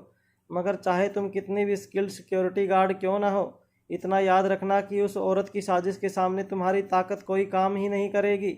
अनीका इस वक्त रानी अलीशा की बकवास सुनने के बिल्कुल मूड में नहीं थी। वो जाकर अपने पापा कर्ण गुलेरिया को एयरपोर्ट से पिक करके ये जानना चाहती थी कि आखिर वो रेखा मौसी के बारे में क्या जानते थे। मगर इससे पहले कि अनीका रानी अलीशा का फ़ोन डिस्कनेक्ट करती, रानी अलीशा ने अपनी बात आगे बढ़ाते हुए कहा, तुम नहीं जानती कि उस अनीका ने आयरन मैन के साथ क्या किया है। तुम्हारे जाने के बाद उस लड़की ने सबके सामने ये साबित कर दिया कि मेरा personal security guard iron man दरअसल इस दुनिया का मोस्ट वांटेड क्रिमिनल है। आयरन मैन को कई सालों से मैं अपना भाई मानती हूँ और एक बहन होने के नाते एक भाई की सुरक्षा करना मेरी जिम्मेदारी थी। मगर उस लड़की ने सबके सामने ये साबित कर दिया कि आयरन मैन एक बेहद ही खतरनाक मुजरिम था जो मासूम लोगों की जान लेता था। ये बात कितनी सच है या कितनी झूठ, ये तो मैं भी नहीं जानती, मगर इतना ज़रूर जानती हूँ कि अगर उस आदमी ने मेरी रियासत के निर्दोष लोगों को मारा है तो मैं ऐसे आदमी का साथ कभी नहीं दूंगी। और अनिका को भी ये बात पहले समझनी चाहिए थी। अगर उसे आयरन मैन को पकड़ने के लिए जाल बिछाना ही था तो मुझे कॉन्फिडेंस में ले लिया होता। क्या मैं गुनहगार को सज़ा देने में कानून की मदद नहीं करती? क्या मैं अपनी जिम्मेदारियों को नहीं समझती? एक माँ, बहन, बेटी होने से पहले अब मैं एक रियासत की रानी हूँ और लोगों की सुरक्षा करना ही मेरा सबसे पहली जिम्मेदारी है। रानी अलीसा की बातें सुनकर अनिका कार में बैठी उबासियाँ लेने लगी। वो नहीं जानती थी कि रानी अलीसा ब्लैक कैट को अपने दिल की गहराई में दबी बातें शेयर क्यों कर रही थी। न तो ब्लैक कैट बनकर अनिका ने कभी रानी अलीसा से दोस्ती बढ़ाई थी और न ही इस वक्त अनिका ने रानी अलीसा के साथ ऐसी कोई बात कही थी जिसकी वजह से रानी अलीसा अपने दिल की बात ब्लैक कैट के साथ शेयर करे। कुछ देर फ़ोन पर खामोश रहने के बाद रानी अलीसा ने दबी हुई आवाज़ में अनिका से कहा, खैर मैं भी काफ़ी इमोशनल हो गई तो हम तुम्हारे सामने दिल खोलकर बात की तो अब मुझे ज़रा हल्का महसूस हो रहा है। बस मैं तुमसे इतना ही कहना चाहती हूँ कि उस अनिका से सावधान रहना, हो सके तो किंग से दूर रहना। रानी अलीसा की ये बात सुनकर अनिका ने अपने बगल में बैठे रोहित की ओर देखा और फ़ोन डिस्कनेक्ट कर दिया। कुछ ही देर में रोहित वैन ड्राइव करते हुए एयरपोर्ट के अराइवल गेट पर पहुंच गया। कुछ देर के इंतजार के बाद गेट खुलते ही एयरपोर्ट के कुछ स्टाफ मेंबर्स कर्ण गुलेरिया को एक व्हील चेयर पर सहारा देते हुए बाहर ले आए। वैसे तो गुलेरिया परिवार के पास खुद का जेट प्लेन था, मगर देश से बाहर जाने के लिए कर्ण को काफ़ी परमिशंस लेनी पड़ती हैं जिसमें कुछ वक्त जा सकता था। इसलिए कर्ण ने एक कमर्शियल एयरलाइन में बिजनेस क्लास टिकट बुक करवा दी और पहली फ़्लाइट पकड़कर लंदन चले आए। इससे ये पता चलता था कि कर्ण के सीने में जो राज छिपा था वो जल्द से जल्द अनिका के साथ शेयर करना चाहते थे। हालांकि कर्ण की तबीयत अभी भी पूरी तरह से ठीक नहीं हुई थी, मगर फिर भी उनकी शारीरिक कंडीशन पहले से काफ़ी बेहतर थी। वो व्हील चेयर पर ज़रूर थे, मगर ब्लैक सूट, ब्लैक कोट और ब्लैक हैट में उनकी पर्सनैलिटी काफ़ी रुआबदार लग रही थी। उनके हाथों में एक छड़ी थी, मगर अनिका को कहीं उनका सामान नज़र नहीं आ रहा था। जैसे ही एयरपोर्ट के स्टाफ वाले कर्ण को बाहर ले आए, अनिका कार से उतरकर कर्ण को रिसीव करने अराइवल गेट के पास पहुंची। अनिका को कर्ण के पास आते हुए देखकर वहां कई सिक्योरिटी स्टाफ ने अनिका को रोकने की कोशिश की, मगर जैसे ही कर्ण ने अपने हाथों में पकड़ी हुई छड़ी हवा में लहराई, सारे सिक्योरिटी स्टाफ वाले अनिका से दूर हो गए। कर्ण को सहारा देने के लिए जैसे ही अनिका ने अपना हाथ आगे बढ़ाया, कर्ण ने अनिका का हाथ पकड़कर छड़ी के सहारे व्हील चेयर से खड़े होने की कोशिश की। हालांकि अभी भी वो बड़ी आसानी से खड़े नहीं हो पा रहे थे, मगर अनिका ने देखा कि पहले से कर्ण के शरीर में काफ़ी ज़्यादा ताकत आ गई थी। धीरे धीरे अनिका के हाथ और छड़ी के सहारे पर कर्ण अपने पाँव ज़मीन पर रखे और अपनी पीठ सीधी करते हुए अपनी जेब से कुछ पैसे निकालकर एयरपोर्ट स्टाफ के हवाले कर दिए। इतनी बड़ी टिप देखकर सारे स्टाफ मेंबर्स बड़े ही रिस्पेक्ट से कर्ण गुलेरिया के सामने झुककर उन्हें बेस्ट विशेस देकर वहां से चले गए। जैसे ही वो लोग वहां से गए, अनिका के कर्ण से पूछा, पापा क्या है ये सब? आप इतनी अर्जेंसी में यहाँ पर क्यों आए और आपका सामान कहाँ पर है? कर्ण ने अपनी छड़ी ज़मीन पर पटकते हुए कहा, मैं यहाँ बिना सामान के आया हूँ। ये बात सुनकर अनिका की हैरानी और भी ज़्यादा बढ़ गई थी। अनिका जानना चाहती थी कि आखिर इतनी क्या अर्जेंसी थी कि कर्ण बिना सामान लिए इतनी इमरजेंसी में लंदन आ पहुँचे थे। अनिका अभी इसी वक्त जानना चाहती थी कि आखिर वो क्या बात थी जो कर्ण अनिका के साथ फ़ोन पर नहीं कर सकते थे और इतनी दूर अनिका को पर्सनल ये बात बताने आए थे। कर्ण ने यहाँ वहाँ देखने के बाद अनिका से कहा, चलो मेरे साथ तुम्हारी गाड़ी में बैठकर बातें करेंगे, इस वक्त कुछ मत बोलो। ये कहने के बाद अनिका कर्ण को लेकर अपनी वैन के पास चली गई। वैन का दरवाज़ा खोलकर अनिका ने कर्ण को पीछे बैठने का इशारा किया। तभी कर्ण ने धीमी आवाज़ में अनिका से कहा, तुम भी मेरे साथ पीछे बैठो, मैं तुमसे कुछ बात करना चाहता हूँ। अनिका अच्छी तरह से जानती थी कि जो आदमी ड्राइविंग सीट पर बैठा था वो कोई मामूली ड्राइवर नहीं था, बल्कि रोहित मारवा था। मगर इस वक्त कर्ण के साथ अनिका किसी भी तरह की आर्गूमेंट नहीं करना चाहती थी और कर्ण के इंस्ट्रक्शंस फॉलो करते हुए अनिका भी कर्ण के साथ कार की बैक सीट पर जाकर बैठ गई। वैन का दरवाज़ा बंद करने के बाद करण ने अपनी छड़ी ड्राइवर के पीछे वाली सीट पर थपथपाते हुए कहा, ड्राइवर गाड़ी ले चलो। करण के इंस्ट्रक्शंस मिलते ही रोहित ने भी एक आज्ञाकारी ड्राइवर की तरह कार स्टार्ट की और ड्राइव करना शुरू कर दिया। कार शुरू होते ही अनिका ने दोबारा करण से पूछा, पापा अब तो बताइए कि क्या कहना चाहते हैं आप मुझसे? आपको रेखा मौसी के बारे में क्या पता है? अनिका का सवाल सुनते ही करण ने मास्क पहने ड्राइवर की ओर देखकर कहा, जरा आराम से बोलो, ये ड्राइवर है जो क्या तुम्हें उस पर पूरा भरोसा है? अनिका अच्छी तरह से जानती थी कि ये मास्क के पीछे का चेहरा काफ़ी जाना पहचाना था, मगर इस वक्त अनिका रोहित की पूरी सिचुएशन करण को बताकर उन्हें और परेशान नहीं करना चाहती थी। इसलिए अनिका ने जवाब देते हुए कहा, हाँ हाँ, ये मेरे भरोसे का आदमी है, आप फिक्र मत कीजिए और कहिए मुझसे क्या कहना चाहते हैं। अनिका की ये बात सुनकर कहीं ना कहीं करण के चेहरे पर गुस्सा साफ नजर आने लगा था। करण ने अपनी छड़ी पर पकड़ मजबूत बनाते हुए अनिका से कहा, अगर तुम कहती हो कि तुम्हें इस पर भरोसा है तो ठीक है, मैं तुम्हारे साथ आर्ग्यूमेंट नहीं करना चाहता, मगर मेहरबानी करके अपना फ़ोन स्विच ऑफ कर दो और ड्राइवर से कहो कि वो अपना फ़ोन भी स्विच ऑफ कर दे। पता नहीं किस वक्त कौन क्या बात सुन ले। इस वक्त मैं तुमसे जो बात कहने वाला हूँ वो तुम्हारी ज़िंदगी की सबसे अहम बात होने वाली है।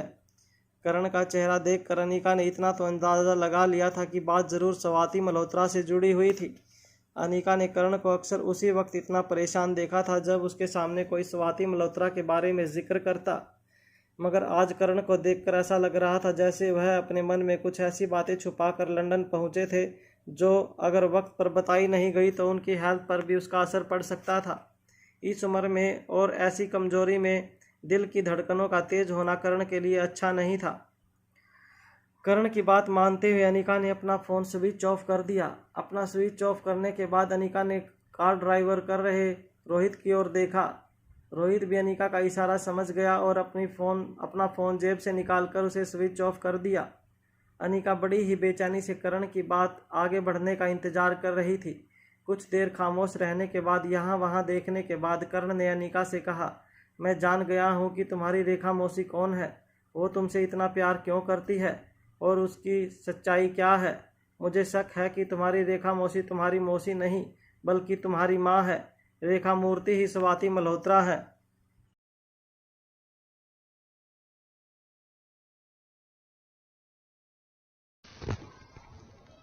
हेलो गाइस, हमारे चैनल पर आपका स्वागत है। अगर आपको वीडियोस पसंद आ रही है तो प्लीज़ लाइक करें, कमेंट करें और शेयर करें। अगर आपने चैनल को अभी तक सब्सक्राइब नहीं किया है तो प्लीज़ चैनल को सब्सक्राइब करें।